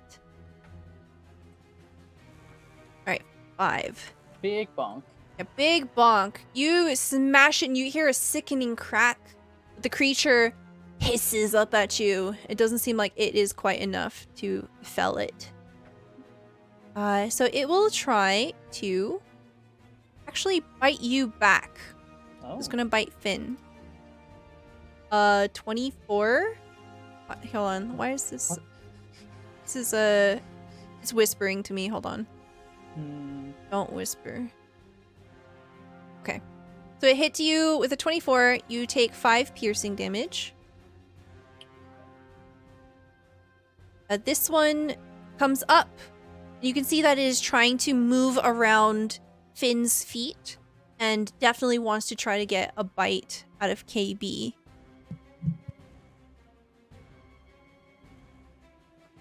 Oh shit. Okay. You take 4 piercing damage. Ooh. KayBee.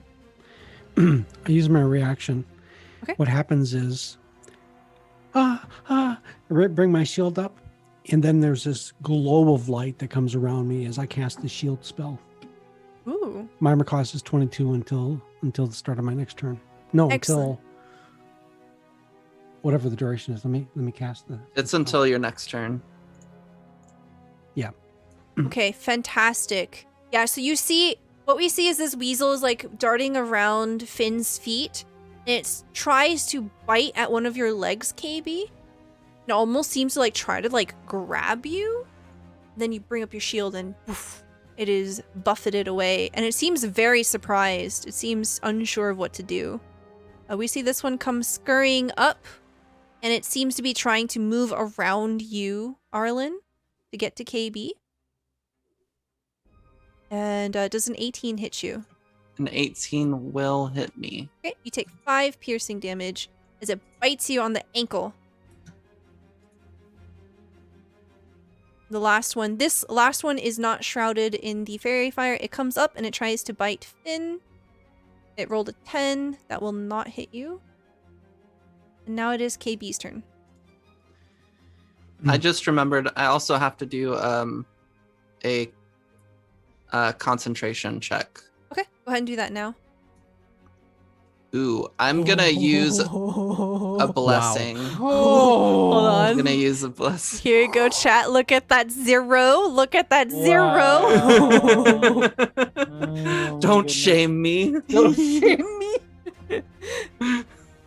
Okay, you're gonna use the blessing. All right, you save. Okay. All right, it is now KayBee's turn.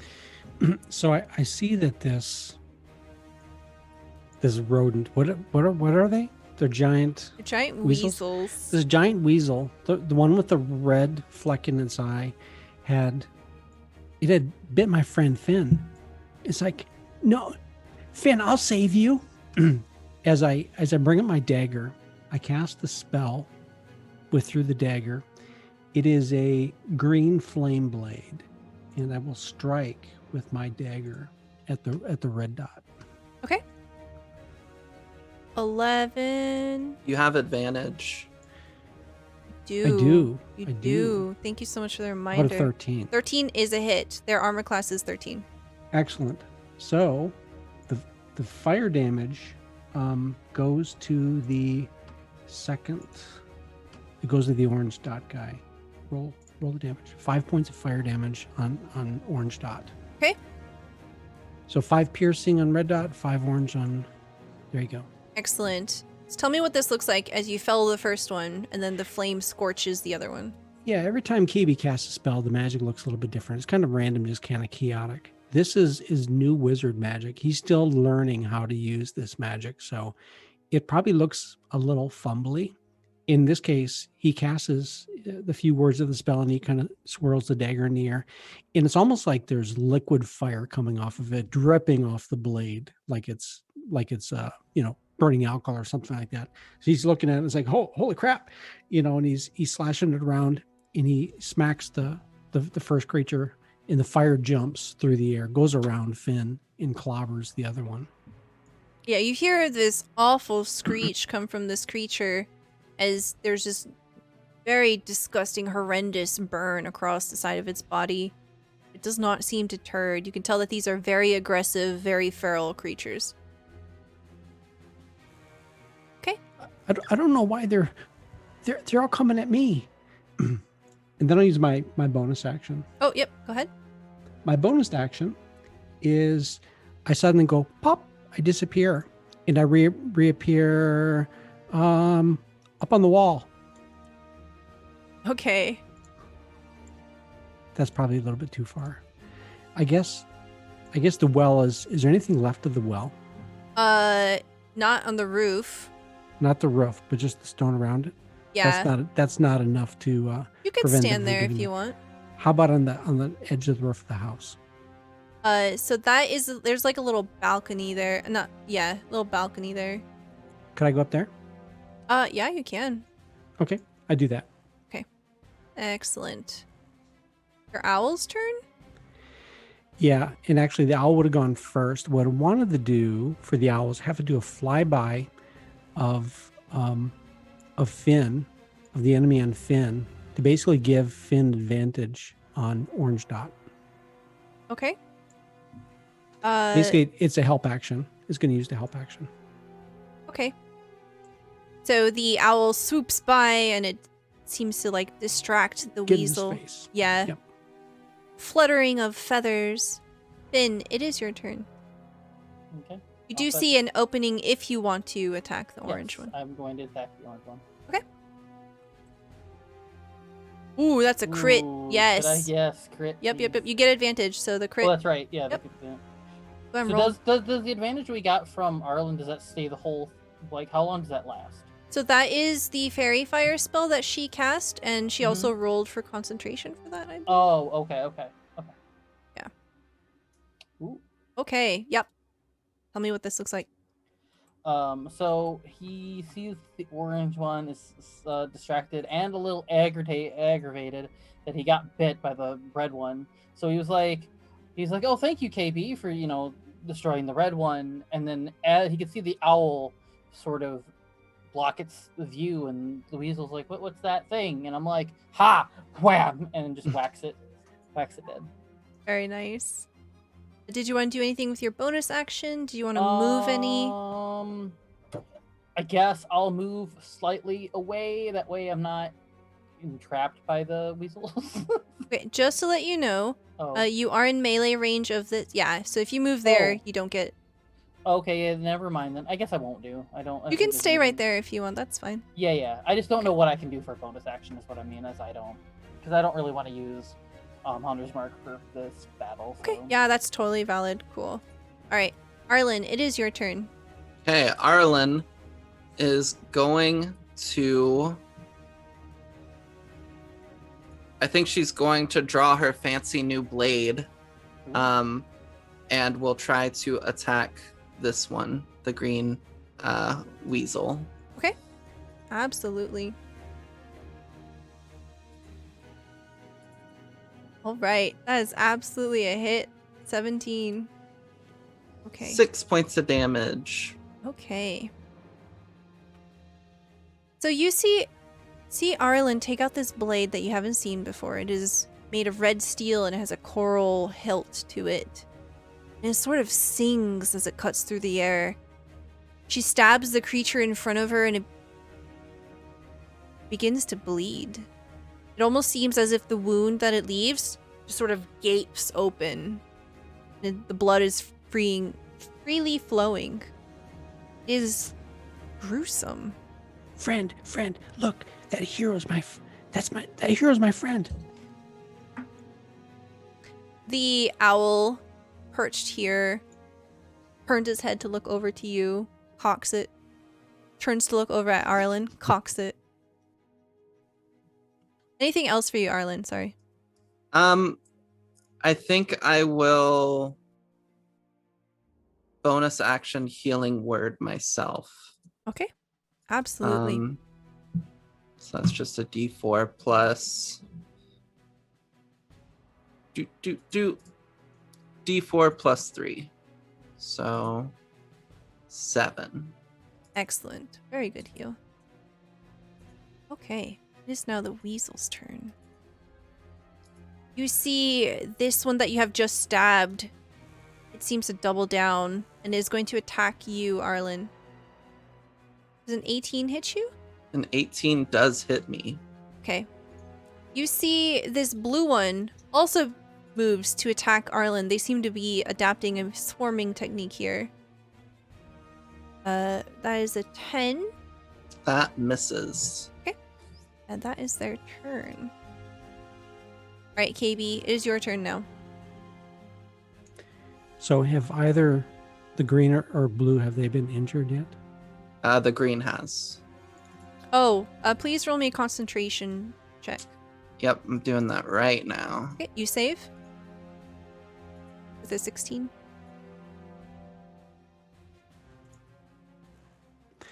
So I'm going to move over here a little bit, get a little bit of an angle on green, and I'm going to unleash a firebolt on green. Okay. 18. Absolutely. It is gone. So it's a little knot of angry fire comes out of my finger and goes spiraling. It looks like it's kind of going random. It's like, where damn, don't hit me with your fire. It just, boom, it gets the enemy. Yeah. Weasel crumples. Does not get back up. It's my turn. Okay. It's your owl's turn. It's going to stay where it's at. Okay. Finn, it is your turn. All right. Finn's gonna look at the blue one, and he's going to do more whacking. 15 is a hit. Ooh. Tell me what this looks like. You just one-shot it. He's still sort of in that, like, I guess that rage mode a little bit, and he's just kind of happy. He's like, oh man, I got the one. And so I guess he sort of swings over as he sees the green one go down. He's just like, I think we've got this. And then just with all his might goes and whacks the blue one, and it just spatters all over the place. And Absolutely. He's like, yep, I think we got this. And he's looking around to see if there's any more. But After Finn smashes the last one into the scattered stone and dirt here, an eerie silence returns to the area. You can very visibly see now that the brush has been kind of broken out aside from their sudden charge. There is definitely a burrow that they had come out of. Seems that they were living underneath the bush. Well, I think they were living under there. So where exactly did I miss the step? Am I on an upper level balcony? So what you see is essentially like a porch. Okay, so this is not that far above the ground where my friends are. You're like maybe like 2 feet, 3 Okay. feet. I was worried that maybe I went really high. No, you did Then I not. couldn't get down. Okay. So it's a hole in the ground? Yeah, it appears to be some kind of hole in the ground they were living under. In this bush. It's pretty thorny, though. I'd be careful. Yes, and she's kind of like looking through the bush, trying at, like, is the bush thorny in a way that it's going to damage me if I walk in it? Or is it just difficult terrain? It is difficult terrain, and it's going to be very, very uncomfortable. It'll definitely like tear at your clothes, but it won't like damage you mechanically. Okay. I think Arlen is going to very carefully go into the bush just to look in the burrow and make sure there's nothing else in there. Okay. You guys have weapons. You definitely can like break apart the bush if you want to, taking some time to do it. You make your way through the burrow, and you can definitely see that, this hole, KayBee would have totally fit into this hole. Hmm. I've had that problem before. Sometimes they take you away. Looking at the hole, Arlen, looking at the weasels, yeah, they were totally gonna drag KayBee down in there and try Oh to my eat him. god. She is not going to share that information. She'll turn around. Well, it seems like there's nothing in there. Finn, Nothing? you look like you're hurt, Finn. Oh, yeah, a little bit. One of them did bite me. How badly hurt are you? Is he bleeding profusely? I would say maybe there's there's I guess a blood mark. Like if you get like a cut, it kind of bleeds a little bit, but nothing like severe. Arlen's pretty beat up. Oh, you are. Yeah. Even still. Yeah. I mean, she's got 11 health max. So. Okay. Yeah, and I don't want to do the meta game, but if somebody looks like they're hurt bad, I can do a heal. Arlen definitely looks like she's hurting. Yeah. Okay. If Finn doesn't Finn look like looks he's okay. in danger, Finn's fine. Yeah. Fine. I'm gonna use some healing magic. I do have some healing magic, and I'm gonna use some healing magic. It's artificer magic. So when I see this, I come up to Arlen. You're hurt pretty bad. Can I help you? Can I use some magic on you? Oh, and she kind of like looks down, and I mean, she knows she's in pain, but she's trying to like play it off cool, like it's not bothering her. Well, I suppose, sure. That's very kind of you, KayBee. Why don't you sit down? Then I got some powders and I got some things here. All right. And she'll kind of like sit down cross-legged. Okay. And then I'm not sure where you're hurt, but I'd have you show me. And then I get these vials of powder and what have you. And it's all pretty quick because it just really only takes a moment to do. But I sprinkle powders on it, and I bring out a tool, and I measure your arm to see, okay, exactly how much I need to do this. And then I cast the Artificer Cure Wounds to restore 6 points. Thank you. Of course, the tool has to be used. You have like a hammer and you're like, Oh man, it's like what's the character? Not Fix It Ralph. Wreck It Ralph. Fix It Felix. Fix Yes. It Felix. Yeah. Fix It Felix Jr. Bing, bing, bing, bing. Yeah. Yep. I have no idea what that is. I think that'll be a learning moment for me. But watch Wreck It Ralph. It's really good. It's Thank cute. you, KayBee. Well, better. now that that's handled, and she'll stand up and kind of brush herself off a bit. There are some coins in that well, and I think I could go get them. Shouldn't be any trouble down there. How are you going to get down there? Just climb down.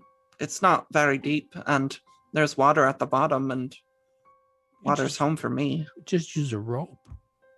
We could use a rope. And conveniently enough, she does have a rope. If you want, I'll go down there. You can pull me up if you up and down pretty easy, I think. I would prefer you stay up here in case there is anything strange down there.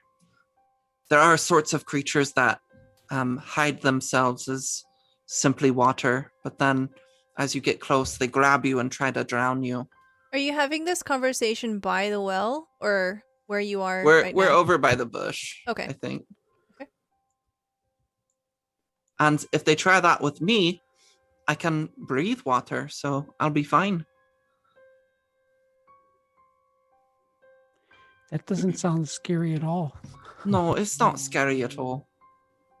I mean, out of all of us that can actually survive if something were to happen in water, it would be her.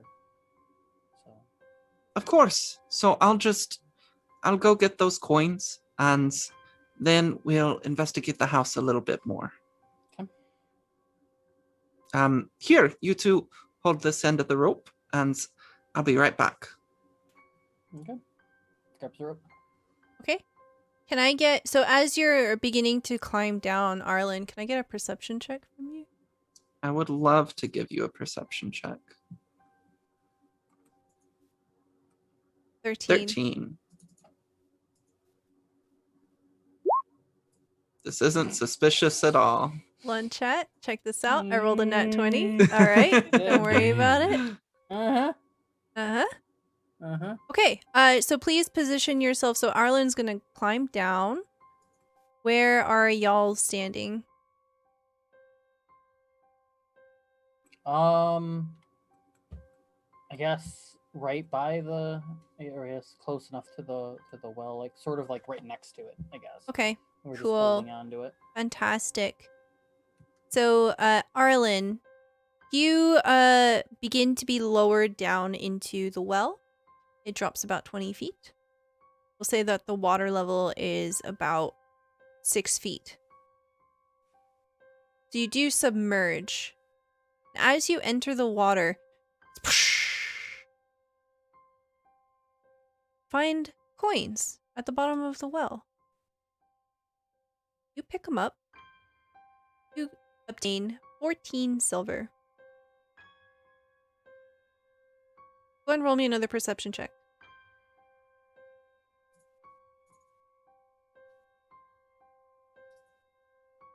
11. Okay. So you now have the coins. Great.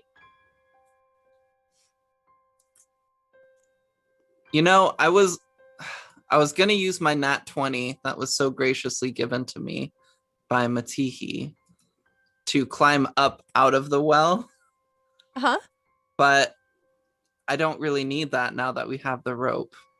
And so I think I kind of want to know what's going on. Okay. So you just want to like climb out? Do you want to say anything? No, I want to use the nat 20 for the perception check. Okay. Okay. So Emma is going to use her nat 20. You're now at 0. As you kind of like begin to surface, you've collected the coins and you're looking up along the well wall to see like how you should climb and how you should use the rope. You see that there are crevices in between some of the handholds. You see a serpentine body sliding in and out of the shadows. There are snakes in these walls, and they have definitely smelled you. Okay. So Great. you are 14 feet down. Yeah. Uh-huh. If only I didn't use healing word on that dog this morning.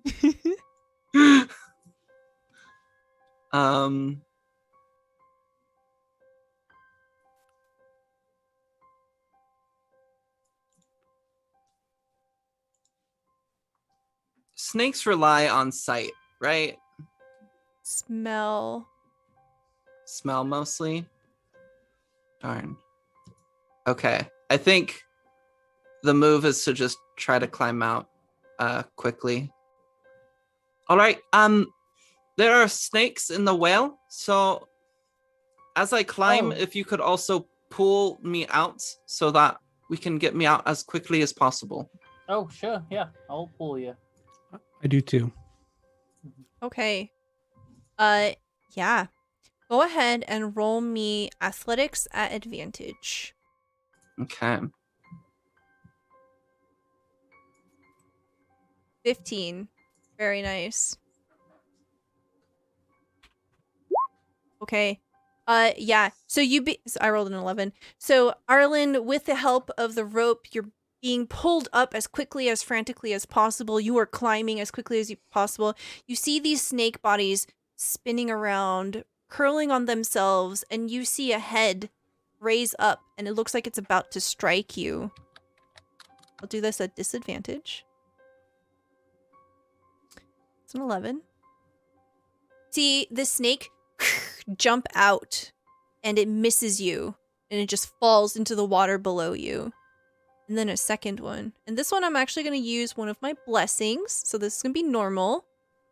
Curse all of you. I hit the wrong button. Yeah, thanks, chat. Okay, 21. Oh no. Damn it. Oh, okay. You know, I think we can't see those rolls, so I think maybe you should just like make them public and roll again, you know? Yeah, I can just hide the map and you can see them. There you go. Wow, Okay, that- so you take 8. Why? Wait, hold on. This is not a crit. Oh, it's because it's piercing and poison. You take 8 piercing damage and 6 poison damage. Ah, ooh. What? Oh wait, so I gotta make a saving throw, right? Against poison. So I saw target something must about a take DC. DC on a failed save. Half as much damage. Yes. So make a save for me. Constitution. Constitution. Yeah. I'm great at those. I'm Okay. not good I'm at not those. sure what the DC is. There's no DC here. It must be DC 10. Yeah, it's probably DC 10. Okay, so you take 8 piercing and 3 poison. Okay. I'm unconscious. Okay. So Keep pulling. tell me what happens here. So the first snake misses, the second one hits, and you go unconscious. Yeah, I think one snake leaps out from its kind of hiding space in the crevices in the well, narrowly missing Arlen as a yank kind of pulls her up and lurches her body out of the way. And as she's re-getting a position to kind of like pull herself up even further, another snake is in a crevice like right near kind of her forearm, and it just very easily reaches out and gets her in kind of her upper arm shoulder area, piercing deeply into her, and she starts trying to like climb up more, but then just goes limp as she falls unconscious. She is at exactly 0. Okay. Yeah. So all of a sudden you feel the dead weight of Arlen. Luckily, the two of you both have the rope. So I'm going to say that you're able to yank her out all the way. As she comes over the top, pull her out. There are 2 snakes inside here. Arlen is unconscious on the ground next to you. What do you do? So the snakes didn't come out with her, right? No, they're in the well. Okay. I think we get her out of the well. We get her onto the ground. Mm-hmm. Arlen, what's wrong with her? You did hear her say something about snakes. She's been Yeah. bitten. I think she's The been- venom is in her. I don't know how we're going to get that out. I have to heal her. Okay. Step back. And I roll up my sleeves. And looking at my tools. Oh. And I don't know what tool I've got. I guess it's a cook's utensil, thieves' tools, throw that to the ground. Tinker's tools. Yeah, it's a pair of pliers. And I apply some tinker cure wounds with my pliers. Okay. Nice. All right. 7 points. 7 points. Fantastic. Yeah. Yeah. As you kind of like use pliers to heal Arlen, she suddenly like bursts awake, quickly opening her eyes and looking around between you two, seeing like the light around her rather than darkness and water, from being perhaps what she expected as she began to fall unconscious. She breathes a sigh of relief. I've got your earlobe in my pliers. Yeah. Oh, thank you. And she like removes your pliers from her earlobe. Finn, so earlier you had spot a few small rat bodies nearby. You're able to put the 2 pieces together. There are snakes in the well, there's bodies outside. They can totally climb. In that case, I am going to. Where is it? Blah, blah, blah, blah. I think I can use this here if I am correct. Can I use my Speak with Animals? Yeah, absolutely. Okay. Should I throw it in chat? Yes, please. Okay. Okay, you gain the ability to comprehend and verbally communicate with beasts for the duration. The knowledge and awareness of many beasts is limited by their intelligence, but at minimum, beasts can give you information about nearby locations and monsters, including whatever they have perceived or can perceive within the past day. You might even be able to persuade a beast to perform a small favor for you at the DM's discretion. All right, tell me what this spell looks like as you cast it. All right. Well, he's going to sort of have his hands in the air in this like little like kind of like magical sort of looking stuff, I guess, festers. I haven't really thought through on this. And he sort of like throws it down the well. So that's exactly, so he points it at the snakes to try and see if he can like communicate with them, try and see if he can talk to them, wondering what are they doing. Okay. Yeah, so when you, and this is totally up to you, you can design it however you want. Sure. When you speak and ask these things, what do Erlen and KayBee hear? Do they hear your words, or do they hear you hissing? You know what? I'm gonna have fun with this. They're gonna hear me hiss. Okay, so Finn starts hissing down at the snakes. So nobody can hear this but Finn. You hear a reply from one of the snakes saying, "We are hungry. We must feast. Your friend is delicious." We got some weasels over here you can have. We're not using them. Weasels have long plagued us. Oh. You've Right, defeated them. I have defeated them, yes. Okay. Go ahead and roll me persuasion at advantage. Persuasion. Okay. All right, 17. Very nice. They say you can, as you are like looking down the well, you can see they're actively like working their way between the different like natural handholds on the stone. They're climbing actively towards you, and they say, "Do not harm us, and we will not harm you." As long as you do not try to bite my friends again, I will tell them to stand back and let you guys do. But if you try anything, Yes. don't be afraid. Yes. Okay? Yes. So then I'll go and I'll stop speaking snake for a second to go move back. They're coming up the well, but they mean peace. Something about the weasels bothered them or bugged them. And I told them that we took care of it. Very nicely done. She kind of like sits up and then stands, moving away from the well as the snakes come up. Yeah, the snakes come crawling out, and you see their heads rear up, and they look precariously at the group of you. You see the tongue flit out, specifically towards you, Arlen. Temptation in its eyes, perhaps. You don't know. You can't read snake. Then they move over towards the giant weasels, and nature things happen. And we'll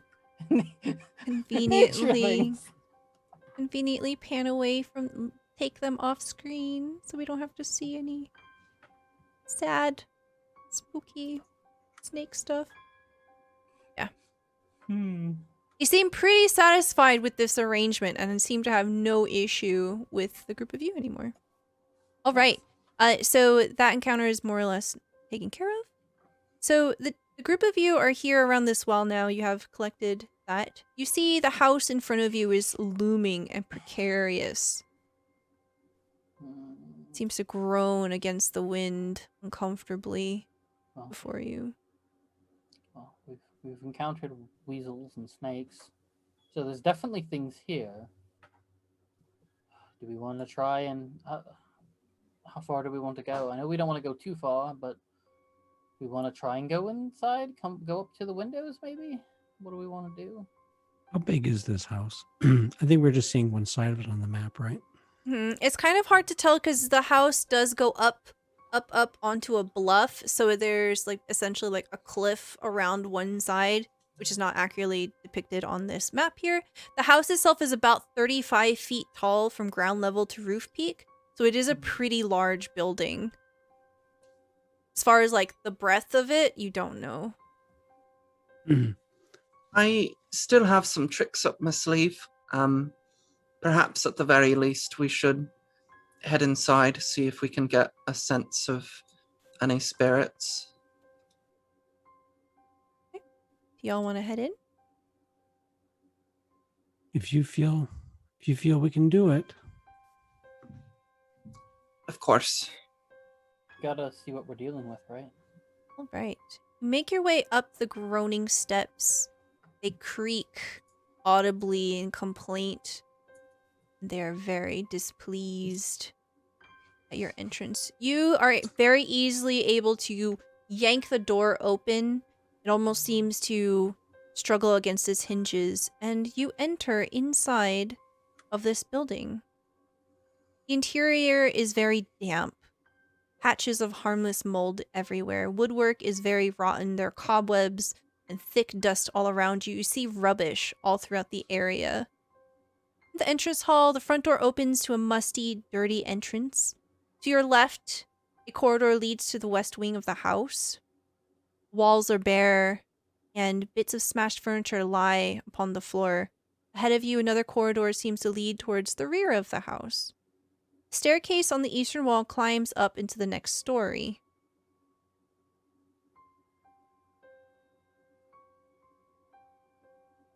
You definitely get the sense that this building is pretty large and that you might be kind of thin on your resources. You have used quite a bit of healing. So, does it look like the floor shows signs of disturbance that somebody has passed here? What do we sense? What do we see? Okay, go ahead and give me investigation check. I'll do that all day long. Okay, 25 investigation. Yeah, you do see that there has been some dust, some disturbance here. It seems to be kind of leading deeper into the house, over in the direction to your left. Kind of Does hard to Lo- make out. Okay. I was going to say footprints. Does look like footprints.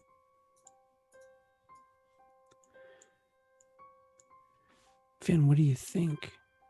Does that look like man prints? A little bit, yeah. I don't think we're the only ones that have been here recently.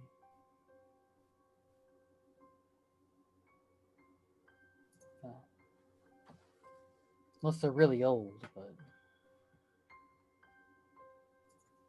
Are all these doors and everything closed? Let's see. Yes. So the doors are closed. And the walls are pretty bare. There's trash all over the place. It smells awful in here. KayBee, could you perhaps do what you did before, with friend, and maybe have him fly around the house, see if he's able to spot anything in the open areas? Yep. Okay. So I do that. All right. So without opening any doors, you are able to map out the various hallways. And I guess the stairway is open with no door. Yeah. Correct? Yeah. So your owl flies up the stairs and discovers that there is a balcony. Let's see.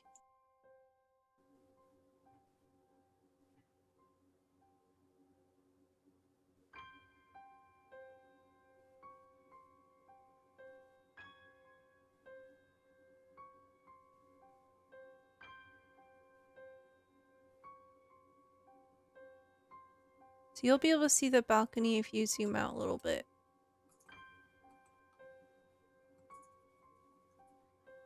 Up on the balcony, it seems that it is very, very weak.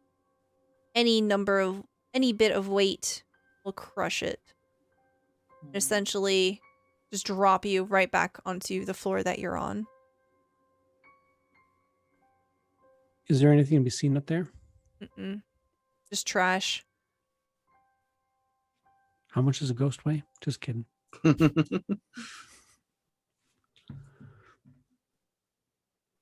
Okay. So I tell my friends everything that I've seen. All right. I suppose going up the stairs to the top is probably not a good idea unless we want to come all the way back down the hard way.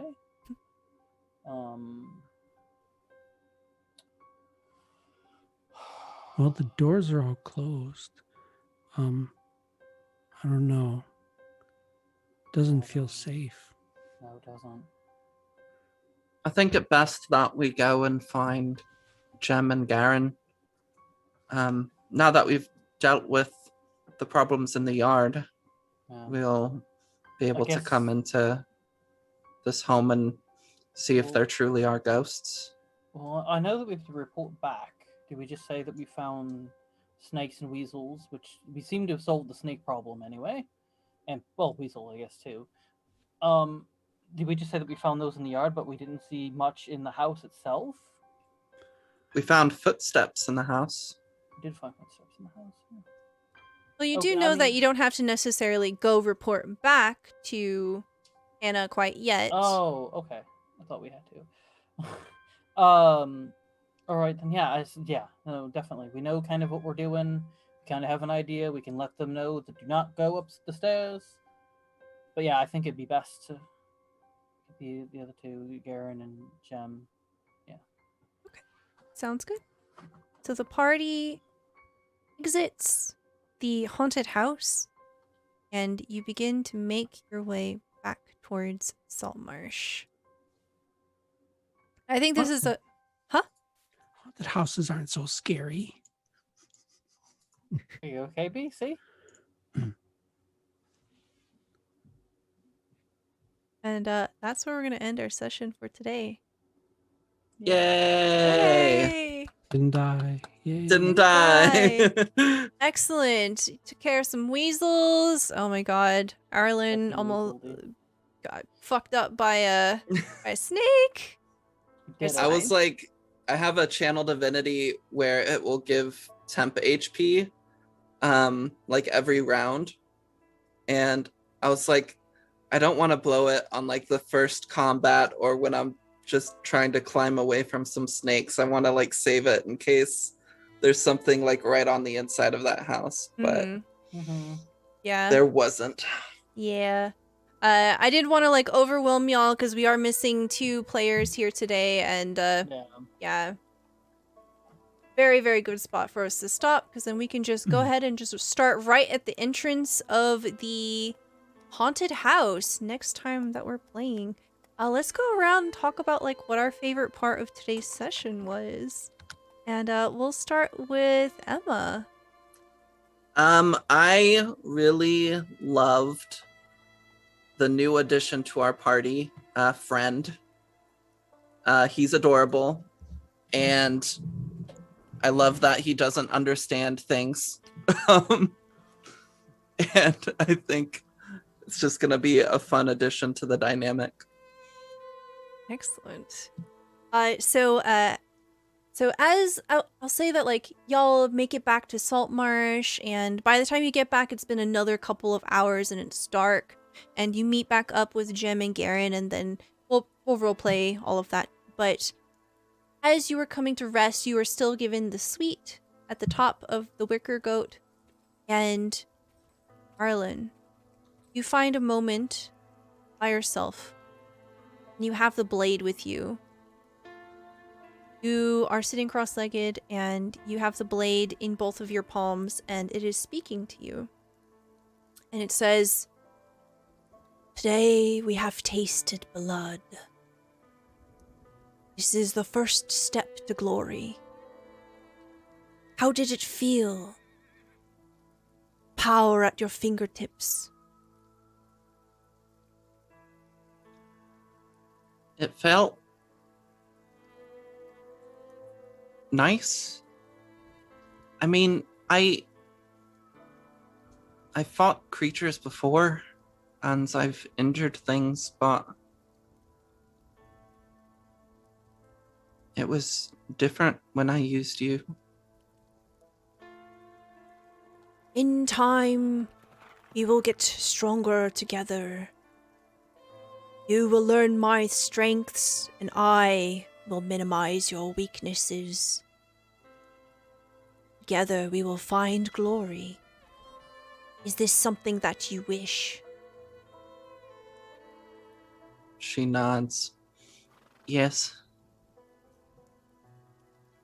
Very good. Your training begins now. You have drawn the Void card. Oh, okay, great. So, the traditional Void card effect is that you get like trapped in an item and basically the whole party has to like break you out. That we have modified the rules for that because that would be very boring on a streamed game. So for my games, the Void card means some kind of supernatural entity is going to do very, very bad things, and plot thickens. Your spooky sword is going to double down on its efforts of But my spooky sword wouldn't hurt me. No. They're my friend. Yeah, friend. they're your BFF. friend. It's gonna be fine. So fun. Excellent. Thank you. Thank you. All right, KayBee, what was your favorite part? So I was really, I guess, excited to see that Finn was kind of like following the lead of Erilyn, as if like a mentor and apprentice kind of thing. I think that's part of the dynamic of what's really interesting for KayBee. He's been an apprentice for craftspeople, what have you, before, and now he aspires to be an adventurer or hero. To so see these heroic figures that have entered his life kind of go through that and share that. That's really compelling for KayBee. I enjoyed that. Awesome. When the group of you make it back into Saltmarsh, KayBee, you were all tired. You're making your way towards the Wicker Goat, and you see that there are a number of carts moving through. Saltmarsh has become very, very busy since the king has decreed it to be a focal point of building the empire, wanting to turn Saltmarsh into a trading hub, a trading center. So there are strange faces passing by you. You are not surprised by this. Something makes you stop. Erilyn and Finn continue walking. You have a moment where you recognize someone. You know who this person is. You see their face for a split second. Blink, and they're gone. I've drawn the Knight card. So what that means is you have a level 4 buddy somewhere here in Saltmarsh. You just have to go find them. Interesting. They're going to be deathly loyal to you. So just another member of the party. Yeah. Until they die. Convenient it's red like shirt. it's like a companion. Yeah. Oh, Well, wow. we'll talk about some way to make that very meaningful. Okay. Okay. Thank you. Last but not least, what was Finn's favorite part of today? Well, your favorite part. Doesn't have to be Oh. Finn's favorite part. Oh, it can intertwine. I think my favorite part, honestly, was sort of in Finn's mind. He feels like closer to this undead, getting closer to this, like, it's not zombies, and that's what he sort of feels like is what ravaged his city. But like, he also has this understanding that a lot of undead are sort of together, maybe not like all at once, but like they're interconnected in some form.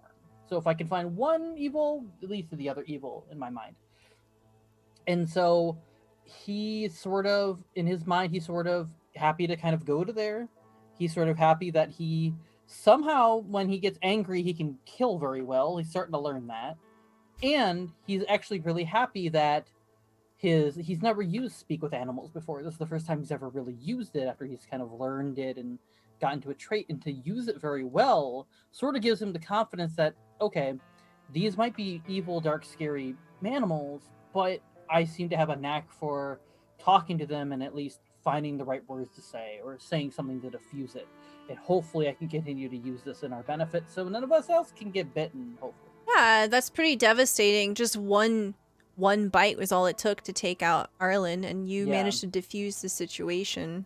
Could have been very, very dangerous. So it was fantastic. Yeah, absolutely. Mhm. Cool. Thank you. And we're gonna go around and tell us where we can find you and what you're all about. And we'll start with Emma. Hi, it's me again, Emma. Also known as Emma Panada. You can find me on Twitter at Emma Panada, on Twitch at Emma Panada. I just got affiliate today, so that's super exciting. I'm going to be... The goal is to run a couple of campaigns. Those are going to be starting next month. And hopefully as the channel grows, to hire some more POC creators and GMs and players to come and run one-shots or games, because I would like to provide like another space for specifically POC like D&D players and GMs to just come and show them their stuff and promote their stuff. So if you'd like to help with that goal, go throw me a follow and come hang out with us when we run those games. And yeah, other than that, I'm here a lot. I do one-shots every once in a while. There's another one of those coming up soonish. But yeah, exciting stuff. That's me. Excellent. Thank you. Next, we have GeekDice. Hey, folks, I'm GeekDice. You can find me here. Also, you can find me every Sunday over in the Greyhawk Tales channel on Twitch. I'm not on socials, so this is where you find me. D&D is where I live. D&D is good for you. D&D is good for me. Let's play some D&D. Thank you. And last but certainly not least, Zombie Fighter 89. Hello, I am Jacob, I am Zombie, I am Z, and whatever you'd like to call me, sort of thing. I hang out here. I'm in Stella's Discord. I'm over on Robo's channel. I'm a couple places. Occasionally, I even stream on my own channel. If I do, it'll be Tekken 6 stuff on Mondays, every single Monday. YouTube.com/Nice of Nerdvana. I'll be there Monday nights at 10 p.m. Eastern, talking about all kinds of nerdy news and fun stuff that we'll be doing there. And I think that's about it. We do have, I know it's been shuffled around a little bit. The Law and Honor, I think, is the 24th, I believe, at 8:30 p.m. on a Thursday. So I'm pretty excited to get down and play that one as well. That should be pretty fun. Yeah. Awesome. Thank you. I'm Stella Luna. If you are new to the channel, welcome. I hope you had a good time. Please consider giving us a follow. That's a free way that you can help support the community, help support what we do here, and you will get notifications for when we go live. We will be back not next Wednesday, but the Wednesday after that, and we will be delving into the haunted house. Yes, and I will one day have my calendar open when it's my turn to talk instead of just looking at your faces while you're talking. So this Saturday at 9 p.m. Eastern Time, we are going to be doing Folks and Tales. Folks and Tales is our once-a-month whimsical campaign where the adventurers are all minor folktale heroes. So it's kind of like Bigfoot, but baby and not as popular. And they have all been brought together to work to find out what is happening to all these classic stories. We went through the classic story of the groundhog for Groundhog's Day, and someone had rewritten it. And we're trying to find out who is doing all of this and how we can save stories. And I definitely recommend coming to check that out. It is a very chaotic game. It is 5th edition D&D, and it is run by Trixie Wizard Aaron. Very, very fantastic DM. One of my favorite shows to watch. It's an absolute pleasure. And I hope to see you there. Other than that, I don't have any streams other than random stuff. Yeah, we've been playing some Dark Souls here. We've been playing Dark Souls. Dragon Age. And Dragon Age. There you if go. you don't mind me asking, is there any news on when Unbound is coming back? Oh, yes. So Unbound will be back on the 25th. Nice. So that is 2 weeks from now. So same week that this game is going to be back. Yeah, 2 Yeah, weeks. same week. Be a Yeah, same week. busy week. Busy week. We're going to be Mhm. back with Unbound. If you're unfamiliar with what Unbound is our original 5th edition D&D campaign where we use adventures from Uncaged Anthology. Uncaged Anthology uses adventures that subvert tropes around mythological creatures and beings that are women. It is very, very lovely.